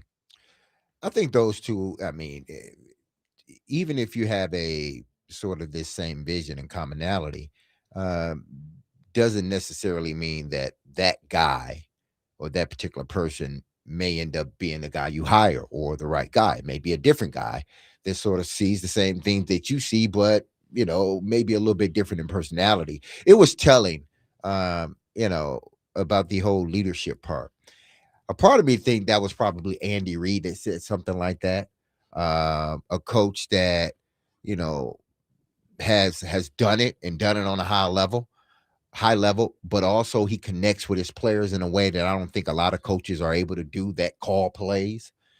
And they're telling, Nagy, listen, plays, but in order to keep a job in this league, you got to know players. And that's the part more than anything I think Matt Nagy is trying to get out, is that, I am more than just a play caller. I can be a CEO. I can be a leader of men, because that just doesn't come out of nowhere. That particular sort of sentence, you can't sort of skim over that. That's okay, I'm reading, I'm stopping, and I'm really analyzing what he said, because there's a lot of great play callers in this league, but a lot of them don't become head coaches. And optics aren't everything. We know that.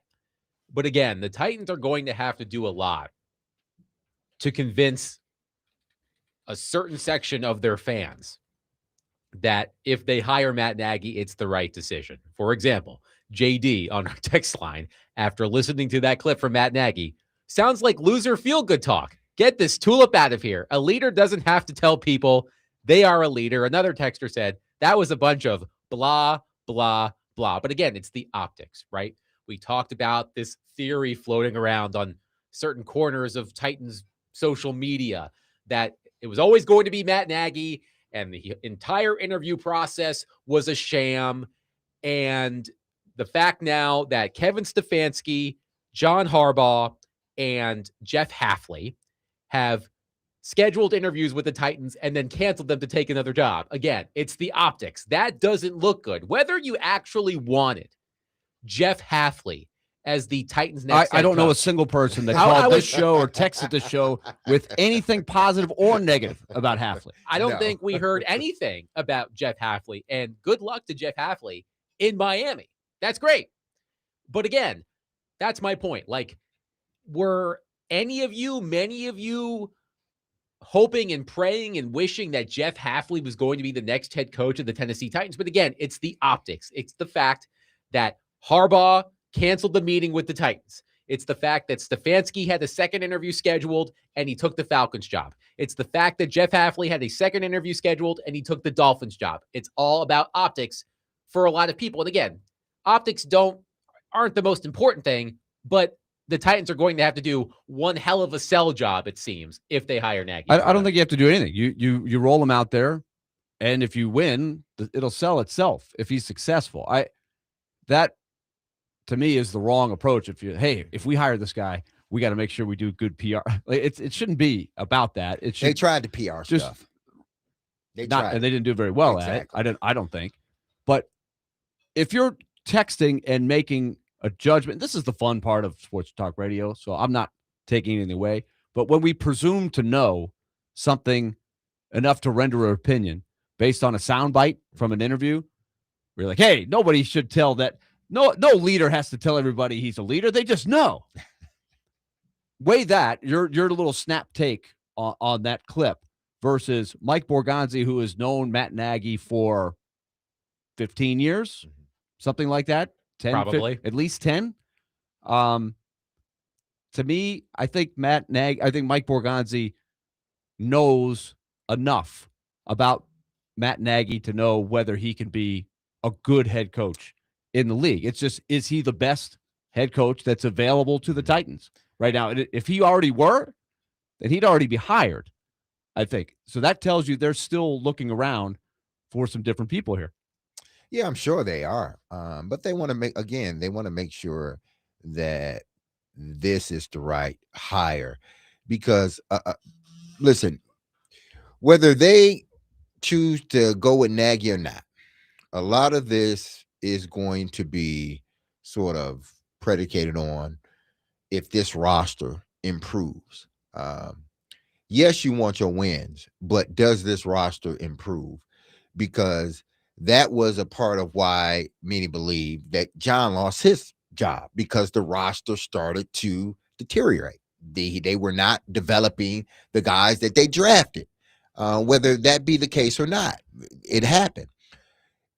In this situation, the hire is important, but what you do after that hire, meaning who do you draft? How do you develop these players? That is what's going to really matter in the big scheme of things. And as far as, this leadership, he didn't have to tell people he was a leader. Actually, it was saying this is what you need to be. Nagy didn't say, look, I'm a leader. He said, listen, this is what people are saying. Anonymous people that talked about me, that I've worked with, coached with, whatever. This is what they're saying about me, whether my strength or some of my weaknesses.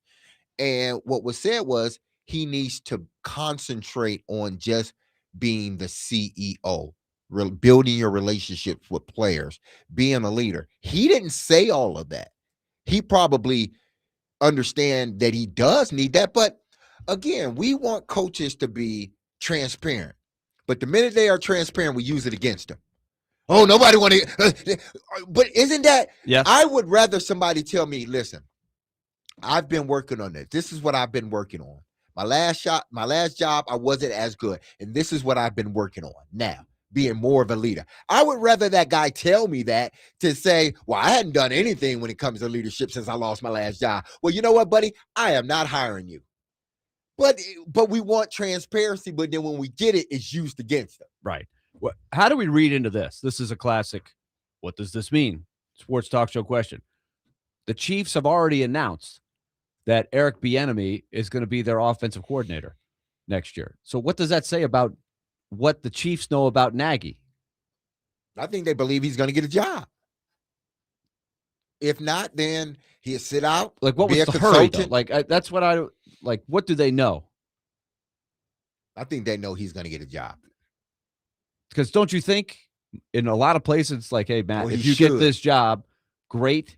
But if you don't, come back to us next year. Was there something going on we don't know there? I don't know.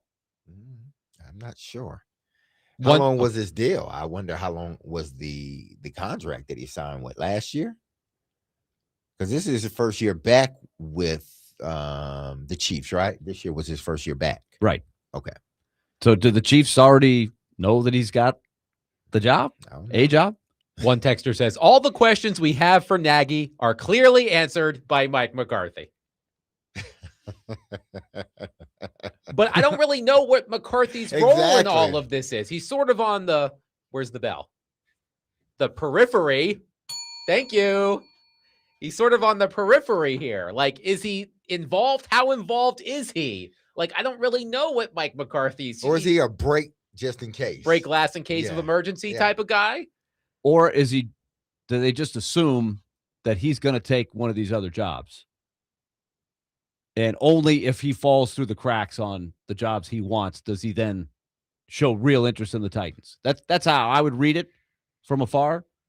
He'd rather have the Pittsburgh job or rather have the Baltimore job or one of these jobs. And maybe he's told them that. Yeah. And said, if this falls through and you guys are still looking for a coach, then I'm interested. No, I don't want that guy. I No, don't. I wouldn't either. Yeah. But I maybe he's can't- being honest with them and I telling guess- them that. I don't know. But then that messes you up even moving forward. Like, say in another 2 years, 3 years. Let's hope the Titans are not in this position.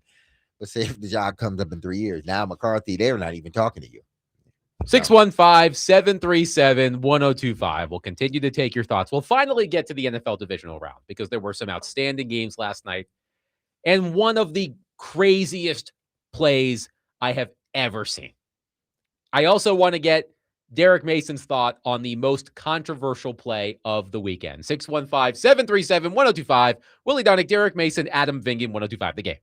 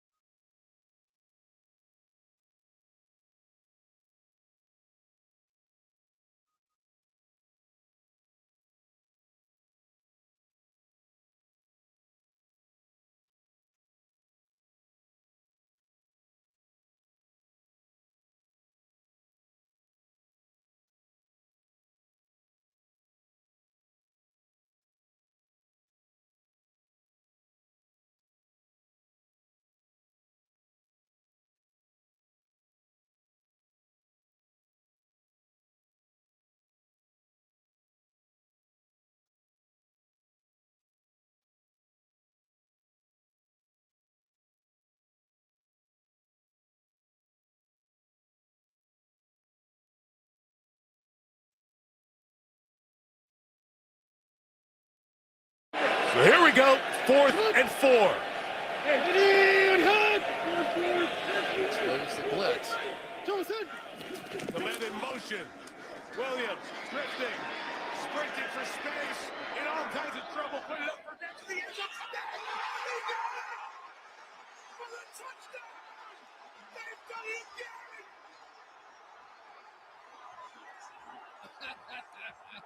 Unbelievable. My life is like unto The Bears a almost did it store. again. That was I may have just one what of the you're craziest looking plays I've ever for. seen in an NFL game, If you especially don't considering like the the stakes. fact that all the And thank goodness for the NFL for informing me that Caleb Williams threw that game-tying touchdown pass 26 and a half yards behind the line of scrimmage. It was crazy. Absolutely Wow. Well, insane. I looked at it too. He dropped back, and then as he saw the rush came in, he sprinted back 15 yards. And when all your momentum is going back that hard, and then you stop, and he still has to throw it off the back foot. So he throws it from about the 40-yard line, and he throws it halfway into the end zone where it doesn't die, right? It's still got enough mustard on it to get to Komet, who did a nice job, D-Mace. And this is like when you're the weak side rebounder in basketball, and you're on the outside, you have to subtly, you can't push off.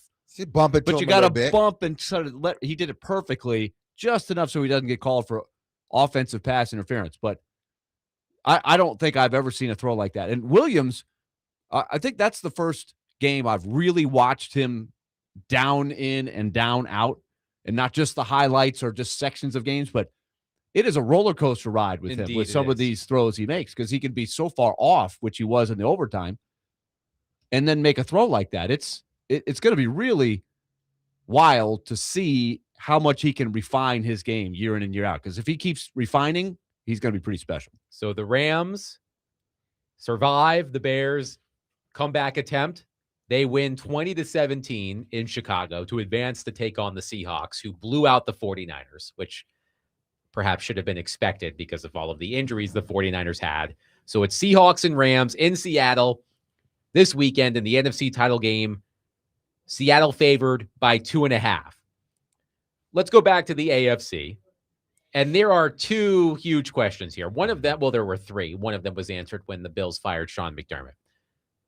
Sean Payton comes back to the podium after doing his actual post-game news conference to inform everybody that Bo Nix suffered a fractured ankle in overtime.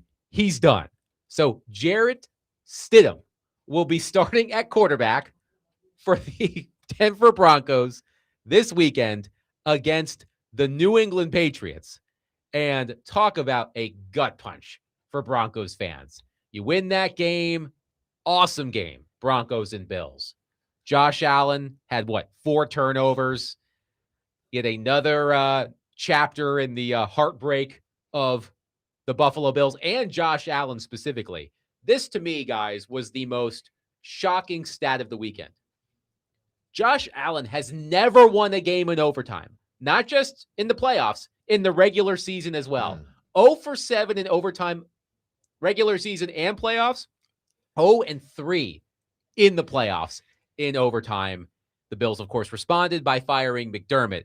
But Derek, the Broncos, Jarrett Stidham starting at quarterback for the Broncos in the AFC title game against the Patriots. Should Mike Vrabel just already plan his post-game speech? No, because they still got a hell of a defense. I know they gave up 30 points, but you're playing against an elite quarterback in Josh Allen, and the things he can do on the field, not a lot of quarterbacks can do. So he's a threat in itself. But that defense is a really good defense. So they're just going to have to rely on the defense. It's not like Stidham hadn't played, ball before. And if you're going to played a lot. Yeah, he hadn't played a lot, I know. But listen, if you're going to ask any coach, if you're going to be sort of optimistic about any coach, it will be Sean Payton. He's going to tailor this game plan to the quarterback, and he's going to make sure that this quarterback is ready and well equipped to play in this game. I don't know if they'll win or lose, but this is not just going to be a cakewalk for New England. One, New England has to go to Denver, so that's going to be a rough place to play in. And then I think Denver's defense, you know, that's a good defense. And listen, for whatever is, if CJ Stroud just plays average football, that game is probably much different He was than what it awful. was. He was just awful with a capital A. Awful. He had a combined 5 interceptions and 5 fumbles in 2 postseason games. He lost 2 of the 5 fumbles. But again, 5 interceptions, Willie. 5 fumbles for CJ Stroud in 2 games. And this is yet another example of how you can never really tell when a quarterback is going to be ready, because when CJ Stroud burst onto the scene, we all thought he had a jetpack strapped to his back. And we saw what happened these past 2 games. I believe he is now eligible for a new contract. What do the Texans do? I think they're committed to him, but he's definitely raised some question marks as to just how good he was, because his stock has dropped so much. Remember the whole thing about, hey, Diana Rossini spoiled the Titans. They were trying to sneak in and trade for CJ Stroud, and they were supposed to have him, and everybody's like, whoa, what if they had CJ Stroud? But if you're sitting here today and you've watched Stroud sort of level off or regress, however you want to define it, there's some major question marks there. Imagine trading a lot of draft assets to get that 3rd pick, which they would have. Where would they be now? That's a great what if question. But flipping back to the Patriots and Vrabel and going to Denver, Jarrett Stidham. Now remember him at Auburn, right? Baylor. He's an old. He's an old quarterback. How old is Stidham? Stidham is 29. He has started 4 games in his career. He has been a backup. He's been on rosters. Do you know who originally had Stidham? The Patriots. That is correct. He was a 4th-round pick of the Patriots. Now he's starting against the Patriots for a chance to go to the Super Bowl. What a huge opportunity. But it's also, like you said, Derek, you got Sean Payton, a brilliant offensive mind. He loves a challenge like this. The thing to me that is going to be a challenge, the Patriots have been getting after quarterbacks. They put a lot of heat. They dominated Herbert. They were all over Stroud.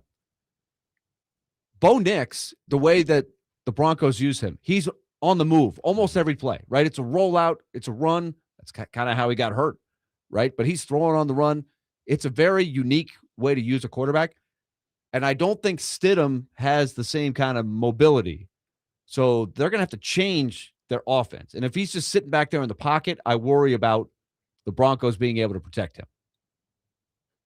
Here's a fun fact for you, courtesy of the NFL. The last quarterback to make his first start of the season in the conference championship game or later was Roger Staubach in 1972. Goodness. That's how long it's been. Man, wow. I wasn't even born. I as a kid, I remember Vince Ferragamo was one that kind of came out of nowhere for the Rams and got them to the Super Bowl. He beat the Cowboys along the way. But obviously he had started a couple games before that. Pat Hayden was their quarterback. He got hurt. But, yeah, it's a rare thing. Jeff Hostetler for the Giants. But that was during the late in the regular season. He took over for Phil Simms and led them to win the Super Bowl. This is unique. All right, so we're going to get Derek's. Yes, we have to. We got to get Derek's take on this play. Yes, so the most controversial call of the weekend. Of the season, probably, right? Or of the season. Jaquan McMillan's interception of Brandon Cooks late in the game between the Broncos and the Bills. Was it the right call, Derek Mason? You know what? Listen, unfortunately for the Bill fans, I think you're about to enter your second purgatory. Uh-oh. Your first purgatory was the Music City Miracle. After that, y'all language just nothing. I didn't even know if there was a Bills team after that. They didn't make the playoffs. They didn't do anything. They were just the Bills. Nothing more, nothing less. Now you have a potential of hitting another one. That play may have changed your organization once again. Because you fired your head coach now. You fired your head coach because y'all didn't advance and you got tired of it. And that one play, amongst many, because Josh Allen didn't play particularly well. He reverted back to the old Josh Allen. But that one play right there was the difference between y'all playing for the AFC Championship and now your head coach is gone. And there may be more changes going on with this organization. This is that play, to me, I thought it was a catch. To me, Ty goes to the runner, right? The runner is the receiver. Both guys had their hand, and they're claiming he didn't have to. He had control of it. He had it on him. And he goes down. And his knee hits the ball, hits the ground. And he has control. I thought that was a catch. You don't need to have it in your body. I thought, as long as you have a firm grip, which it seemed like Cook did, until they hit the ground and he rolled over. Yeah, his knee hit, then his whole torso hits, and that's where it jars enough to where the defender can take it out. I think by rule and their explanation, it makes sense with the whole you have to complete the catch. But it doesn't fall in line with just logic, common sense. Because I think if we're all just sitting around saying, okay, how do we make a rule for this play? I think more people are going to side with that should be a catch. Just forget about what the rule says. Mm-hmm. Should that be a catch or not? If we're in the backyard and we're playing a game and I throw a pass to you, Derek, and you catch it just like that and Adam takes it out of your hands, we're going to have a big argument right in the schoolyard about whether that's a catch. But our team is going to stand firm. Yes. That's a catch. He Catch caught goes it. to the run. He was down. Yeah. He catches it. He goes down. He still has the ball. And only then does the defender take it out. And it's got to be so frustrating for the Bills because there were 10 ways they could have won that game.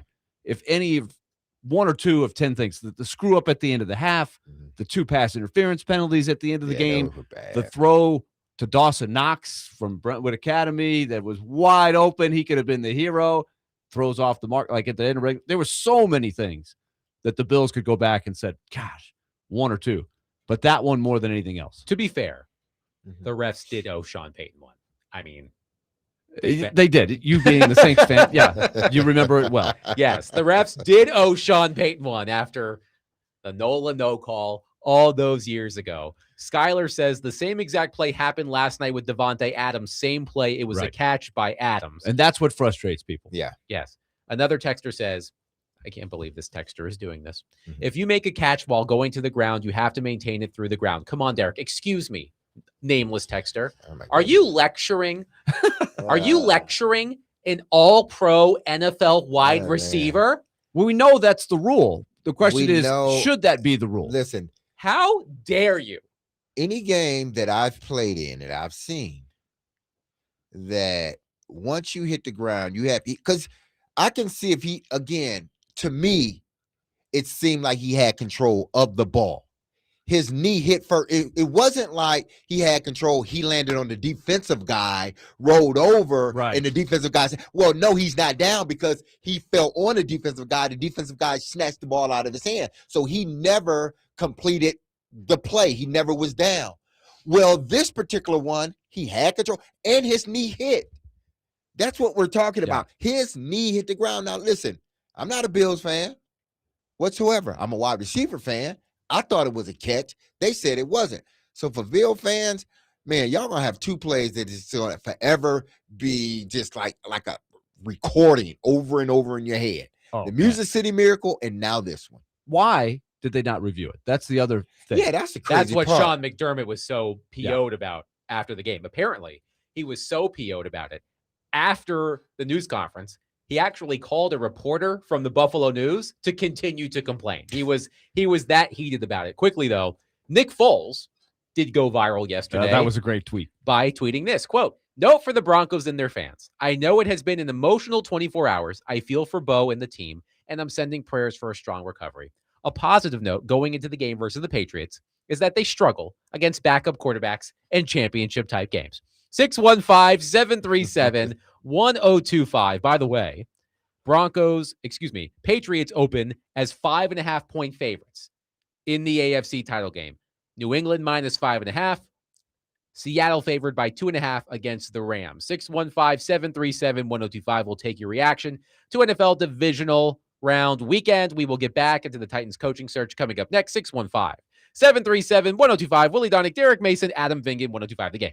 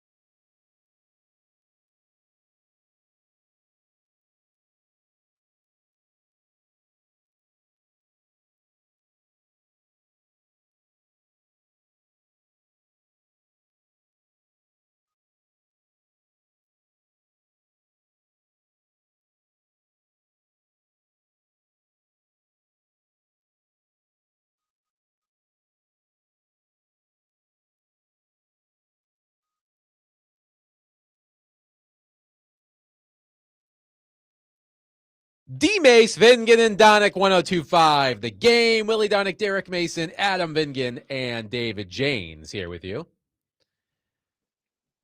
No, is it white smoke when they name a new pope, or is it black smoke? I don't White know. smoke. White smoke. Zach Whitecloud?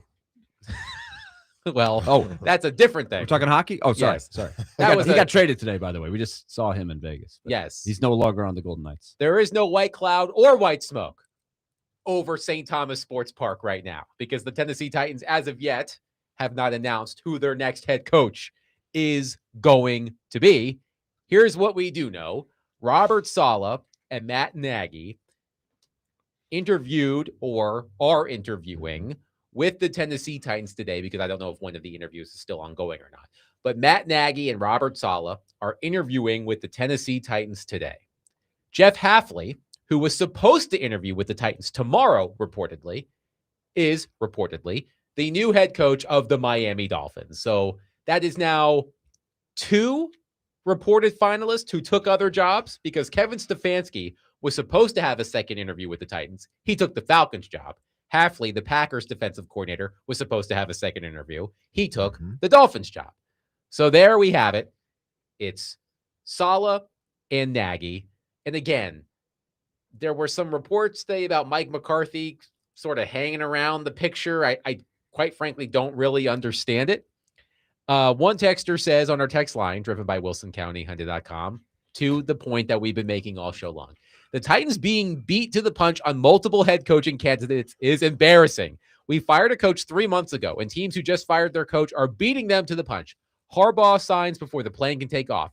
Hafley signed before a second interview. Nagy will end up being our coach due to lack of urgency from the Titans. Search Nagy interviews. Only Titans are entertaining him. Okay, I want people to understand this, and I get the part. They've had a while, to sort of narrow it down. But while they were trying to figure out, their next step and going to interviews or talking to people, they didn't know who was going to be on the block. They didn't know which team was going to fire which coach. They didn't know how many coaches would be out there. They didn't know that John Harbaugh would be out there. They didn't know that some of these other coaches would be available. So that part, I'm like, people don't hold that against them, because it's not like they had this head start and they had a list of coaches and they could have just picked one right then and there. They couldn't. There was nothing they could do. Now, once the season was over with, just like everybody else, then the game starts. So it's not like, oh, the Titans had all this time to pick their coach and they should have picked them long. No, they were a leg up on everybody as far as, knowing what they had to do as far as getting a coach. But they fell into the same bracket that everybody else did that need a coach. When the season ended and coaches started getting fired, then everybody else, now we got to decide out of the coaches that were being fired or coaches like Matt Nagy, where his team was playing. They couldn't talk to Matt Nagy during the season. They couldn't talk to Robert Saleh during the season. They couldn't talk to any of these coaches outside of Garrett and McCarthy. That was really it. So when people are upset that the Titans hadn't picked their coach yet because they've had all this time, they've had a lot of time, but it's not like they could have started the process any faster than what any other team is right now. My quick research tells me that Matt Nagy completed interviews with the Baltimore Ravens and the Las Vegas Raiders, in addition to the Tennessee Titans.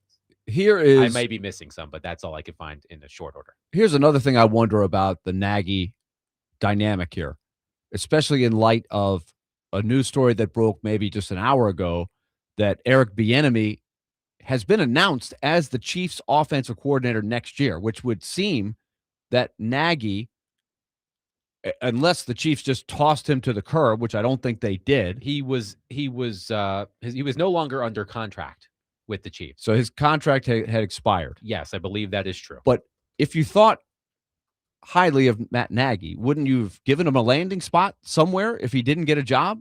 Or was he more or less just told, you're not coming back here as the OC?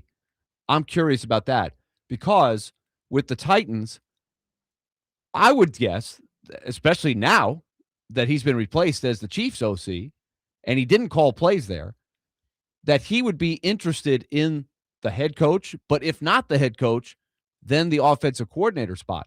That is what happened with Mike Vrabel. Matt LaFleur was a finalist. he ended up being the offensive coordinator for a year before he got the Packers job. So essentially, the Titans got 2 top up-and-coming guys at the time, which is a pretty good 1-2 punch. So I do wonder, Nagy is in the picture, but is he possibly in the picture as the OC? I mean, they did it some years ago with LaFleur. They hired him for the head coaching job, as you said, Willie, and then end up hiring him as their offensive coordinator. A part of me think that in regards to what you're talking about, this whole Eric Bieniemy thing now, him being, so where does that leave Matt LaFleur? I think he probably, as a lot of people did, that this could possibly be, Andy Reid's last year. And maybe it was like, okay, I stay here and maybe I can be the coach in waiting, or I have a better shot at getting this job than the other. But then, Andy has plans of coming back. He told everybody, I'm coming back. If they have me, I'm coming back. Well, if I want to be a head coach, do I then stay? Because I'm not calling plays. I'm not the head coach. I'm just I'm just here in a sense. So I want a chance to be a head coach somewhere. I know I can't do it in Kansas City. So, all right, go out, find your head coaching job, but we're hiring Eric Bieniemy as our offensive coordinator. So now it's, okay, if I don't get a head coaching job, do I either sit out a year or do I become a coordinator? How would Titans fans feel, Adam, if they announced Nagy as the offensive coordinator? Would people freak out? I think people would feel less upset about that, but now I'm picturing this idea in my head. And go with it, guys. I like to pull from the sitcom world. I know you guys like sitcoms, right? I'm just imagining a situation where Matt Nagy and Robert Saleh are both in the Titans facility at the same time. And Chad Brinker, Mike Morganzi, whoever, orchestrate a run-in where they bump into each other. Hey, Matt Nagy, meet Robert Saleh.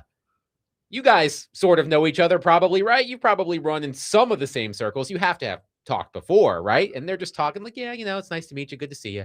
And then Chad Brinker says, hey, why don't you guys come in here and sit down for the next phase of the interview? And then they lock them in the room, and we're not letting you out until you guys agree who's going to be the head coach and who's going to be the coordinator. And then an hour later, they're like, let me out. And then an hour later, okay, Rob's going to be the coach and I'm going to be the coordinator. Done. How did it work with LaFleur and Vrabel along those lines? I don't know. I don't know if they knew each other before all that happened. But if you are the head coach, whoever the head coach is, don't you want to pick your own OC? Yeah, I think so. If you have one that you've already sort of talked to say, hey, if I get this, because that's going on behind the scenes, and it's probably competition in some ways. Robert Saleh, I'm sure, has been talking to offensive coordinators. Hey, if I get this job, would you come with me as the OC? And to your point there, I'm looking for the post from Mike Herndon of paulkaharski.com. I do think the available roster, here it is. Among the notable potential OC candidates if Robert Saleh ends up being the hire for the Titans.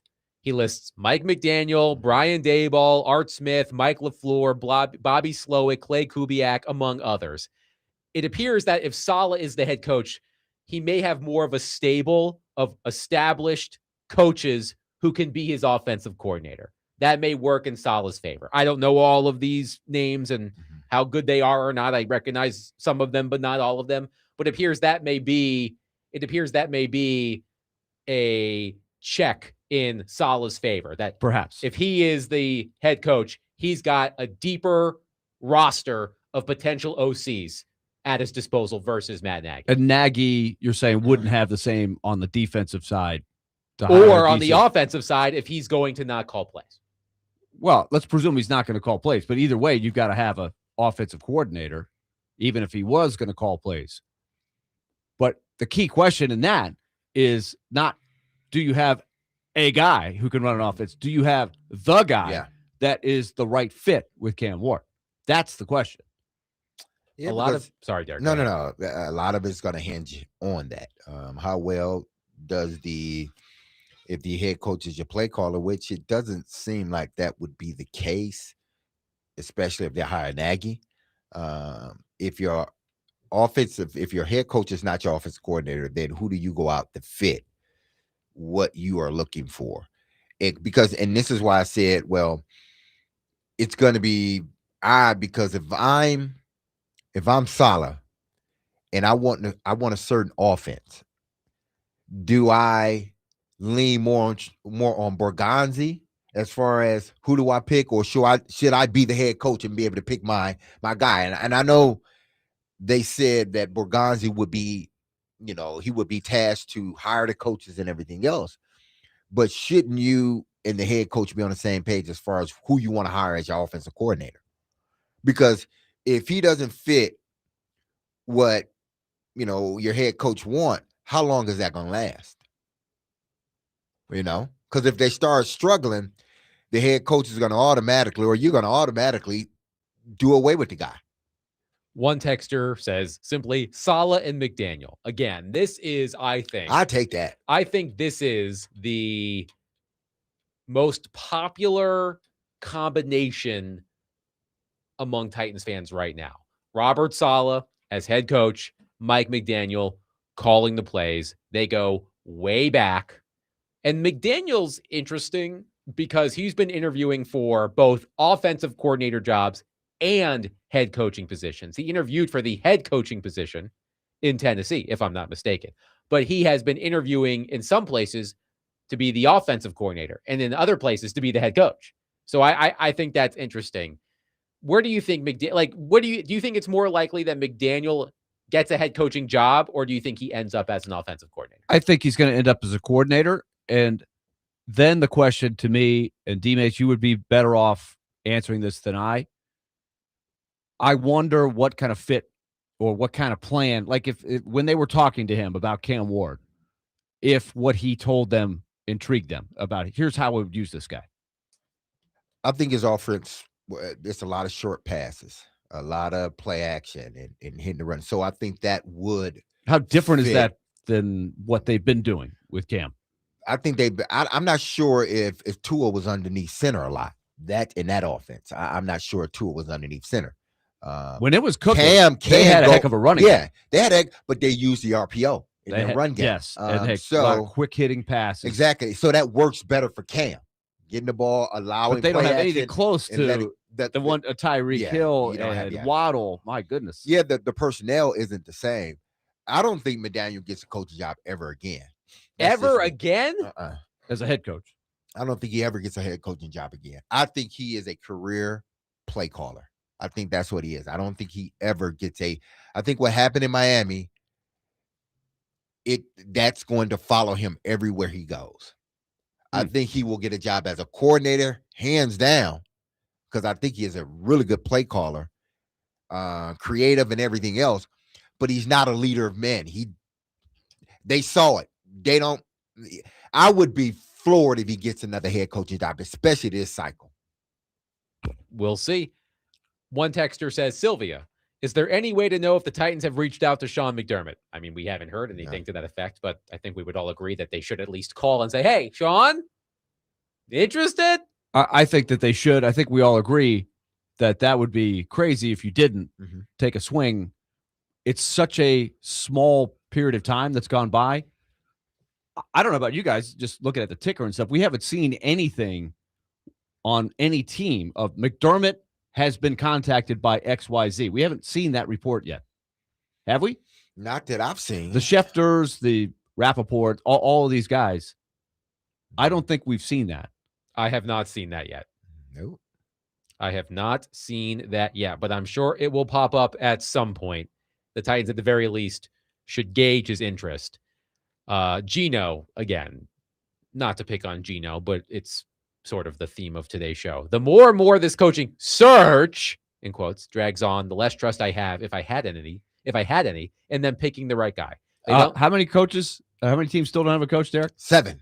17. It's a lot. They don't have a good track record of making good decisions. For me, whoever they hire, they will be here 2 years and fired. Well, the fatalist view. Yes. Brought to you by Gino today. Yes. Tomorrow it'll be, and then it'll be somebody else. And then oh man, I'm still sort of taken aback by the one texter who tried to explain catching a football in the NFL to Derek Mason. I mean, I don't mind it. I mean, No, you teach his should own, mind it. teach his own. You should dunk on that fool. I thought it was a catch, but I'm always on the side of a receiver, I understand. As you should be. As I should be. Yes. I understand. 615-737-1025. Amidst all of this NFL coaching talk, there is a national championship game to be played tonight. Miami versus Indiana. We'll give our thoughts on that. We'll keep you apprised of what's going on in the NFL coaching world. We'll do that all coming up next. 615-737-1025. Willie Donick, Derek Mason, Adam Vingan, 1025 The Game.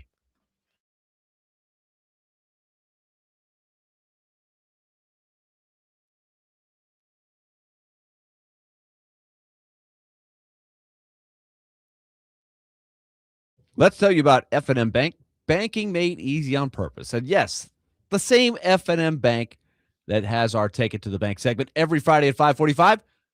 Donick, 3-0 so far, going for 4-0 with the Indiana Hoosiers tonight, trying to lengthen my lead in the season-long competition. But that's Friday at 5:45. Let me tell you about F&M Bank and what they are all about. They want to take the burden off of your shoulders. They've got a lot of great tools.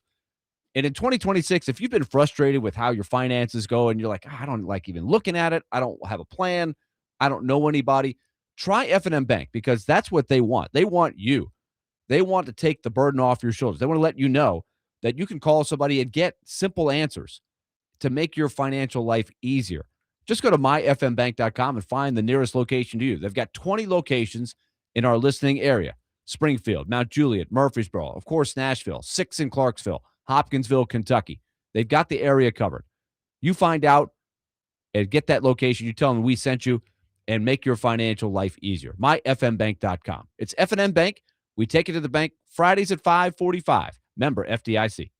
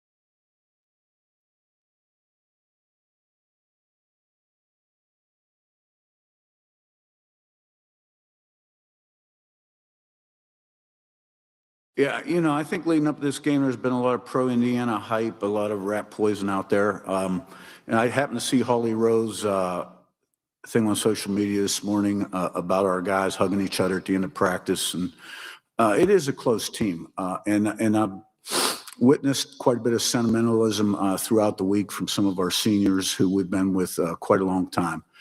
I think it's time to sharpen the saw now, throw those warm fuzzies out the door, that sentimentalism.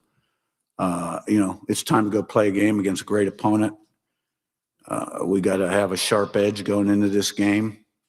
And, you don't go to war with warm milk and cookies. Put it on the t-shirt. You don't go to war with warm milk and cookies. That, of course, Curt Cignetti, Indiana coach, as he and the Hoosiers prepare to take on the Miami Hurricanes in about an hour in the college football playoff national championship game in Miami. So, yeah, a lot of the talk about this game, if Indiana wins, is placing Indiana's remarkable season if they go undefeated. By the way, if the Hoosiers win, the two teams in college football history to go 16-0, the 2025-2026 Indiana Hoosiers and the 1894 Yale Bulldogs. Indiana has come a long Yale, way. an Ivy League school, would play 16 games in 1894. Boy, that must have flown in the face of the I wonder who did academic they play. scholars. Who did they play in those 18 games? You want me to look up the 1894 Yale schedule? I will do it. Man. The School of the Blind for sure. I'm sure Harvard was in there. Goodness, Maybe it was a Harvard, 4-game series against Harvard. Colgate. I don't know. The aggregate score line of those games in 1894, Yale 485, opponents 13. Wow, Pretty they good were squad. dominant Pretty good defense, squad. boy. They were better than 85 Bears. And they had to they had to have the academic qualifications to get into Yale too. Exactly. Yes. Wow. All right, let's see some of the schools that Yale team defeated. Trinity, Connecticut. Hold on. They're Are they D3 still a now. university? Yes, they are. They're Okay, D3. okay. I've been to the campus. I actually took a look at it. Brown. Yeah. The Crescent Athletic Club. No, they can't be no. Club sports? Williams. Who? Williams. D3 powerhouse. Lehigh. Shout out Patriot Okay. League. Dartmouth. Okay. The Orange Athletic Club. Who is that? The Orange Athletic Club. The Boston Athletic Association. Army. Is this college football? Yes, Army. Okay. The Volunteer New York Athletic Association. Wow, so 4 teams right there. Brown. Uh-huh. Tufts. That's 2 against Brown. Yes. Huh? Tufts. Yeah. Tufts, Division Tufts, 3 powerhouse now. Lehigh. Yes. The Chicago Athletic Association. Again? Harvard. And Princeton. No, no. Okay. They played That's a 5 tough teams. schedule. Strength of schedule. They played 5 teams. I'm sure that consisted of firefighters. I guarantee you. The Volunteers? Yeah, the volunteers. Yeah. I guarantee you they were firefighters. I guarantee you. I think Barney Rubble was a tailback for one of those teams. Nevertheless, Oh, my Indiana goodness. could join the 1894 Yale Bulldogs. It'd just be Indiana. At 16-0. Okay, don't sleep on those Bulldogs from 1894. But the one team I do see, and it's not 1894 Yale, excuse me, not 1984, 1894. It's not 1894 Yale. It's 2019 LSU, right? That's the team I see compared to these Hoosiers a lot. And we know that LSU team was star-studded with Joe Burrow and Justin Jefferson and Jamar Chase and many others. We know as well that this Hoosiers team has 0 5-star players on its roster.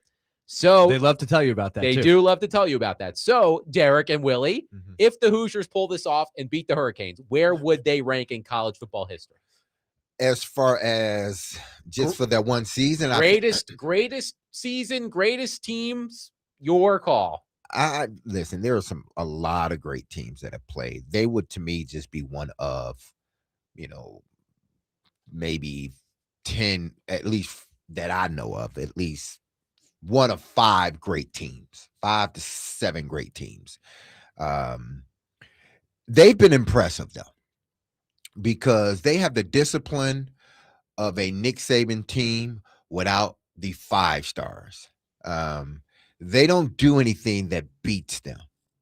And Mendoza is surgical. He does. It's like he runs the offense. It's almost like he runs the college version of what Tom Brady, like how Tom Brady just picked apart all defenses. That's what Mendoza does. It just, no matter what you're playing, he finds where his open outlet is. He manages to find them just about each and every time. And it's not like he's putting up gaudy numbers. He is efficient and he's surgical. That offense is efficient and surgical. Their defense, they are where they're supposed to be when they're supposed to be there. They don't make mistakes. That's the only way you beat Indiana, is if you don't make any mistakes and you hope that they do. Because the games that I've watched, they haven't made many mistakes at all. And when they have, the Penn State game, they found a way to recoup and keep themselves in the game long enough to where Mendoza at the end can make a play. And he's done that game in and game out. But this team the team has the discipline of a Nick Saban Alabama team. Well, Cignetti coached He coached for with him, Saban, yes. right? So Yeah. that would make sense. And he also said rat poison, right, in that clip. Yeah. I wonder where he got that from. Willie, what is the path of victory for the Miami Hurricanes tonight to pull off the upset? Indiana at the moment favored by 7.5. I think it's disrupting the rhythm of the Indiana offense. In the playoffs, it has looked easy to them. They're just, nobody's taking them out of the rhythm or the comfort zone. They're running whatever play they want. They're setting up every play they want. They're executing perfectly. Somehow they've got to disrupt that.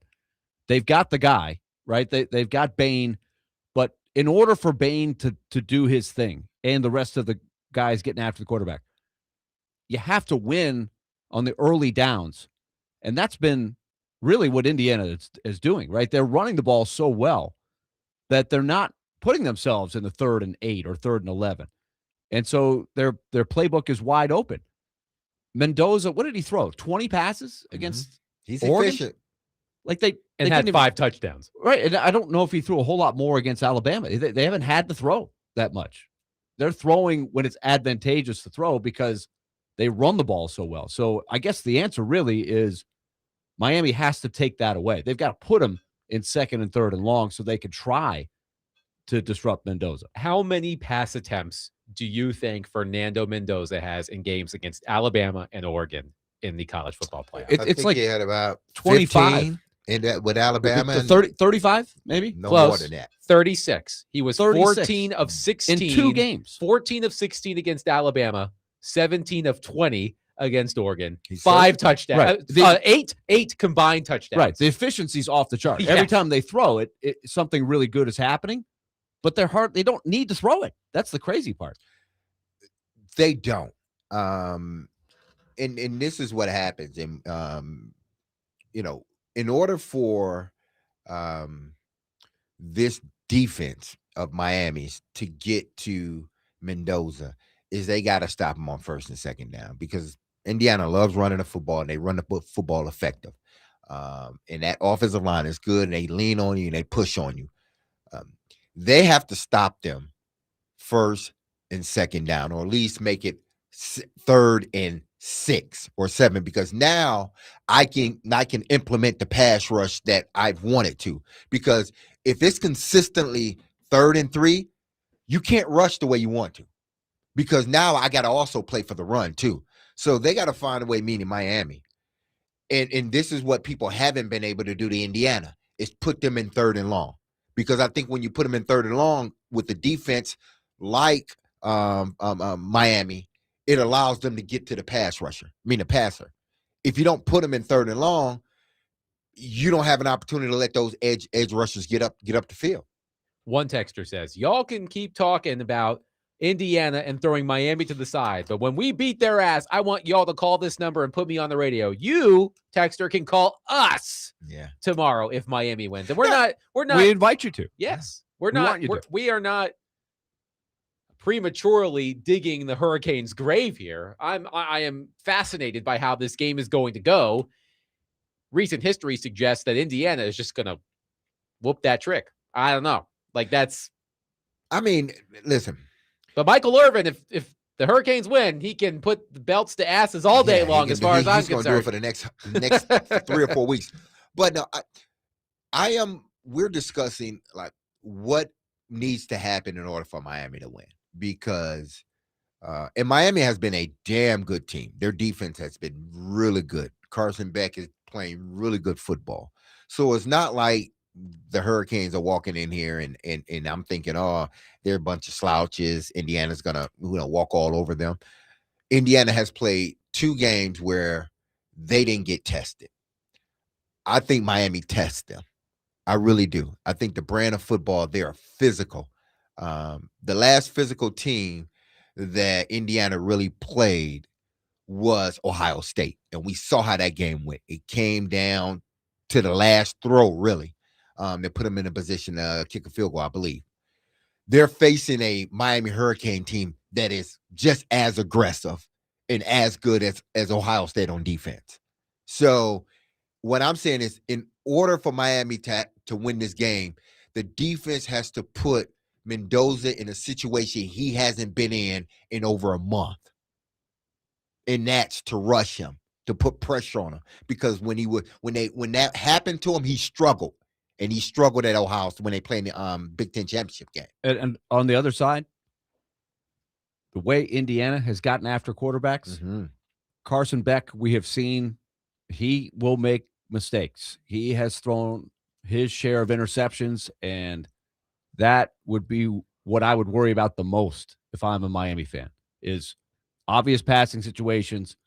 Indiana has been awesome on the pass rush. They made life miserable for Simpson and for Dante Moore. Yeah. The same texter says, one more thing. Do not forget he played at Cal last year and we roughed him up. I think if we can get to them and rough him up, they haven't seen a defensive line like ours. Last year, Miami, led by Cam Ward, in the Atlantic Coast Conference. Oh, God. Played California. A fine new member of the Atlantic Coast Conference. Do you know what time, sidebar, do you know what time Duke played at Cal 10 last p.m. Wednesday? It was a 10 p.m. Central start. Wow. 11 p.m. 11 p.m. Eastern. Wow. A 10 p.m. Central start. I did not make it up for the game. But the Hurricanes. What kind of fan are you? A fan with a 4-year-old son. Miami defeated Cal last year 39-38. Mendoza 11 of 22 for 285 yards, 2 touchdowns, and an interception. Cam Ward 35 of 53 for 437 yards, 2 touchdowns, and an interception. But look, Cal versus Indiana. Yes, Miami beat Fernando Mendoza last year on a lesser team. I see what the texter is saying. I'm not sure I extrapolate what I saw from then and bring it to now. Now, here's the real question. Is Michael Irvin going to be on the sideline for Miami in the same getup after the Saturday Night Live skit? Did you guys see that? That guy was so good. I thought for like 4 seconds it was actually Michael Irvin. Before I started. He said, I'm going to run to the game. Yeah, he says, yeah, in about 6.5 hours. It's Saturday. It'll take me Why about you 6.5 running hours. That was so. That was really well done. Really well done. It will be interesting. It will be interesting to see what happens if Miami wins. The game being in Miami, that will be interesting. Okay, quickly. One texter says, Adam, I need your professional advice. Forever, I have considered any NFL team west of Denver as non-existent. Am I the only one who feels like this? And if so, can you offer any possible rehabilitation for me? I have considered any NFL team west of Denver as non-existent. Okay. I don't know how I can help you. Me either. What exactly is he west of Denver? What, the Rams? The Rams, that's the only team left in the playoffs. Well, that is, if you looked at their travel, what they've done the last 4 or 5 weeks, man, it's been tough. Are they going to have anything left in the tank? That is because the Rams are a heck of a team, but man, Seattle going to blow them out of the water. You think so? Oh yeah. Well, because remember a few weeks ago and we were at our station Christmas event the night of this game. The Rams had a 14 or 16 point lead in Seattle, cruising along. They win that game. They're the number one seed, and they blew it. went right down to the wire. And since then, they have been all over the map. I think they've had a road game at Atlanta. They obviously had to go to Chicago last night, play in the bitter cold. They had who did they play the week before? They who was their first playoff game against? The Rams beat the Panthers. Panthers. So they had to go all the way to Carolina. Carolina. So these are all that's a lot of miles on the ticker there. 615-737-1025. A reminder that you can listen to the College Football National Championship game on the Game Network here, Game Sports Network, 1025 The Game and 94.9 The Fan tonight. Miami versus Indiana, kickoff scheduled for 6:30. 615-737-1025. We'll wrap up the show next. Willie Donick, Derek Mason, Adam Vingan. We are broadcasting from the Busy Bee Plumbing, Heating, and Air Conditioning Game Nashville Studios, home of the $99 yearly Beehive membership, where the buzz is always about great service.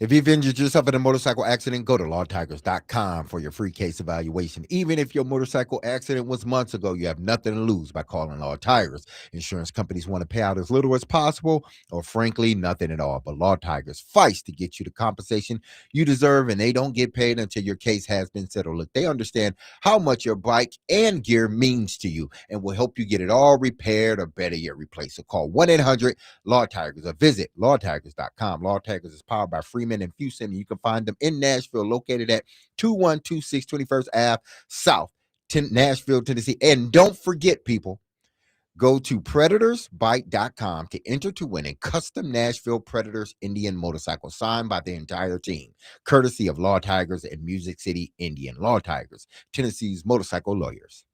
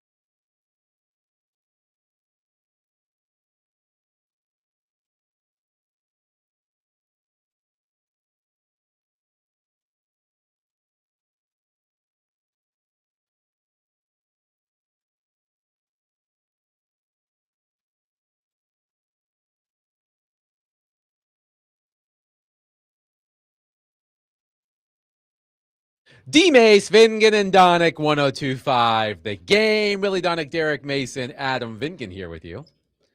The Commodore Hour is coming up next, and we'll spend more time on the Commodores tomorrow. But, Willie, another tough one for your Commodores on Saturday against Florida. Tough one. I can live with it because Florida played, I thought, a really, really good game. And Florida is legit. Mm-hmm. They they've got some size, and Vanderbilt is going to have to figure out how to deal with That's size. You've been saying it, and it was the difference Against in the game. Texas too. Against Texas too. The Texas, size was the difference. Texas just hit everything, and Vanderbilt had a bad game. That one I kind of sensed was coming. They just had a clunker. I thought Vanderbilt played a pretty good game on Saturday. Florida was just a little bit better. I mean, 98-94. It came down to the last two possessions, and that was a coin flip. There was the one call in the game, and we'll get into it maybe a little bit tomorrow. The hook and hold. Who was hooking who? Who's pulling the other person down? They reviewed it. Like, I think if Vanderbilt gets that call, which I'm trying not to be biased, but I think if you're really, really getting inside the head of that Florida player, he's pulling Devin McLaughlin down. He's hanging on for dear life, and he's pulling him down. That easily could have been a foul called on Florida there. That might have changed. That's how close that game was. They got to find a way to slow teams down. They're going to have to. Because in the paint, they got killed in the paint. Exactly. These shoot it out games they have, and they're fun, but man, they're gonna have to find a way to slow teams down. And I don't know where they're getting any size. And that's why I said maybe they can't play the slow down game because they don't have the necessary size. So Vanderbilt on the road tomorrow at Arkansas. Another tough matchup. tough game. In the SEC. And Arkansas has some length. Yes, they do. And we will talk more about the Commodores tomorrow as they prepare to take on the Razorbacks. Let's go to our phone line, driven by WilsonCountyHyundai.com, and welcome in Mike from Old Hickory. Mike, thank you for calling. Go ahead. Yeah, it's about tonight's game, Indiana and Miami. I'm not rooting for either one because it's the end of college football tonight because of NIL and transfer. So it's going to be a fun game to watch. I'm going to watch it. But it really is the end of college football because now, next year, Indiana or Miami are not going to be in the college football playoffs next year because of NIL and transfer portals. Thank you, Mike. So they're going to be playing in the NFL? He's saying they're not going to be as good. I think I see his point. Everything's changing, right? But don't dismiss it right away, because just because NIL is out there doesn't mean that a team like Indiana can't come back and sort of recalibrate, add more firepower, and keep on going. This is how teams are going to continue to, get their dominance. They're going to pay the money that they need to pay to get the guy that they want to get for a year, possibly even 2 years. And just because Indiana is losing Mendoza, they're going to be able to regroup. They got the money.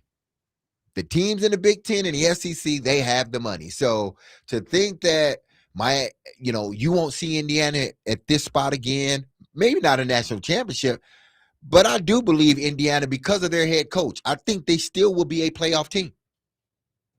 Back to the Titans coaching search for a second. I'm trying to figure out Mike McCarthy's role in all of this. And Easton Freeze at A to Z Sports has been on top of it. He wrote this earlier today, quote, former Cowboys head coach Mike McCarthy is not technically a finalist, though he met informally with Titans brass early in the process before dinner in Nashville on Friday night, followed by a long official interview Saturday. While he isn't out of the picture, he appears to be no better than a third place option heading into Monday. Do you think he would, and maybe not, because he's been a head coach so long, do you think he would even take a offensive coordinator gig? I mean, I don't know the man, but I'm going to say no. Probably not. You're talking about Mike McCarthy. Yeah, I'm talking about Yes. Mike McCarthy, yeah. I would lean towards no, but heck, I don't know. That depends on how bad he wants. When's the last time he's been back in there? How long has he been out of it? 2 years? Just a year. Just this is the first year? Yeah, this first year was out of coaching. I don't know why I thought it was 2 years, but look, the whole who's a finalist, it's all arbitrary. Like Sean McDermott just hit the market this morning. Mm-hmm. Would he not be a finalist if you were really doing a list of who are the best guys out there? So I don't know if I would get too tied up with who's a finalist, who's not. Only they know how this moving target is evolving each day. So you might have this nice little tidy plan, which I'm guessing they did. As of yesterday, they had their 3 finalists. That's already changed because one guy's already taken a job, another guy just hit the market, and you've got McCarthy still out there. You got a lot of things that evolve every day. Here's an interesting wrinkle from Tom Pelissero of NFL Network. 49ers defensive coordinator Robert Saleh is scheduled for an in-person second interview Tuesday for the Arizona Cardinals head coaching job, per sources. Saleh is interviewing with the Titans right now. If they don't hire him, he'll get on the plane to Arizona. So as they say, don't let him leave the building situation. Well, I don't know if we've asked this question, but he might be the first guy they actually offer the job to, right? Because they didn't get in front of Harbaugh. They didn't get their chance to offer it him, right? They've interviewed all these guys. Now they have finalists. So this might actually be the first guy they are offering the job to. So is that the guy? Like I'm guessing they didn't do it with Nagy, who supposedly interviewed earlier today, right? So Nagy's been told, hang on a minute. Nagy's not dumb. He knows what's going on. He knows that Saleh is there. So I don't know if Nagy's playing the, hey, I could be the coach, or I could be the offensive coordinator. You tell me, I want to be involved. Another thing here. Just let me in. Just I want to be a part of it. Yes. That could be good, right? Well, There's all this, hey, nobody wants to be the coach of the Titans. Nobody wants that job. Nagy said, I'll do it. Yeah. I'm in. I want it. Paul Kaharski literally just tweeted this on the idea of Matt Nagy as an offensive coordinator. He's been selling himself as a non-play calling head coach. Will be a weird change of course if he winds up doing the one thing he was preparing not to do and has not done since, it appears, mid-2020 when he gave it up in Chicago. But it's a different, you're interviewing for a different job. Yeah. If you're interviewing for the head coaching job, it's probably best that you don't call the plays, especially in a place where it went so bad so quickly. So I don't know. I'm just thinking common sense. Matt Nagy, if they didn't think he was a good offensive mind, he would not be a head coaching candidate. So I would disagree with Paul on that one. If they don't, now whether he is an offensive coordinator eventually, if someone hires him or not, if the Titans don't hire him, would that be telling more about him? Or than the Titans? Because and I think you brought this up before, Derek. Does Saleh already have an offensive guy that he said, if you want me to be a head coach, I want to hire my offensive guy, and this is the guy. Now, if he doesn't have a guy, then I guess maybe he's Nagy. open to Nagy. I don't know. But I can't, I can see Nagy going in and saying, okay, I'm interviewing for head coaching jobs, because I don't think he couldn't at the beginning say, I am going to call plays and be a head coach. He would have never I don't think he would have gotten an interview. But he had to go in saying, I'm not calling plays. I would be willing to not call plays, just coach a team. And now people are starting to think maybe he's not a good candidate, because what I would want you for is to call plays. You ain't calling plays. I don't think you're a really good coach, like head coach material. So to say that it would be sort of like a flip, I guess in sense it would be, but in reality, maybe he is just a play caller that never had an opportunity but wants to call plays. That is what I asked myself. We look at, well, he was calling the plays in Chicago, and then he had to stop calling the plays. Well, Mitch Trubisky was his quarterback. It has been proven over time that Mitch Trubisky is just not a great quarterback. He was trying to pull the best out of him. Because at a certain point, it doesn't matter that you were the third pick or whatever he was, right? At the time, they thought maybe he could be something special. He regressed. It didn't reflect well on Nagy. You know what they brought in after? Nick Foles. Yeah. He was the free agent guy coming off of the Super Bowl with the Eagles. He goes to the Bears, and that didn't work well either. So that was also part of Nagy's thing. But Nick Foles is Nick Foles, right? It's not like he's been given the keys to a Ferrari or anything like that. Like I don't think we should just assume that he's a bad play caller. Terry wants to know who Robert Saleh's OCs in New York were. Mike LaFleur and Nathaniel Hackett. Who? Well, they brought in Hackett specifically for Rodgers, who got hurt in the first game. So it was sort of a waste of a hire, ultimately. Sure. And so he got fired 5 games into the next year where Rodgers was still trying to figure it out and it wasn't going well. But think about the debacle that was. Like Zach Wilson won in a series of high first-round picks that has not worked out. They concluded that Zach Wilson was not good enough. Remember, their defense was keeping them in the race. And Zach Wilson was just trying to survive. He was terrible. So they went to Rodgers. He gets hurt in the first game. They got to put Zach Wilson back in. And they won that game, too. They won the game. Right. Where and they were Rodgers 7-10 both of those years. Yes. I would say that was a pretty good job to get to 7-10 both of those years. Honestly, in that division. Do y'all think that looking at Matt Nagy, again, because I sort of look at him like I think people looked at Brian Billick after he was a head coach, after he got fired. Brian probably wanted to be a head coach. Teams didn't want him as a head coach. Offensive coordinator, possibly, but we don't want you as a head coach. So, okay, if you don't want me as a head coach, I'm just going to go off, do television, all that other stuff. Maybe Nagy is falling into the same sort of bucket where I don't want you as a head coach. Offensive coordinator, yeah, but I'm not hiring you as a head coach. And that piece that came out was to show people like, I've done the work. It was almost like this piece to put out there to make myself look good. I've done the work. I've did this. I've asked people this. I've consulted people. This is and these are the things that I've been working on. Because he understands that if he does get another head coaching job, he will never call plays as a head coach. But he can get hired quicker as a offensive coordinator. But maybe that's not what he wants to do right now. But maybe that's the only lane left for him, is him being a career. It happened to Cam Cameron. The same exact thing.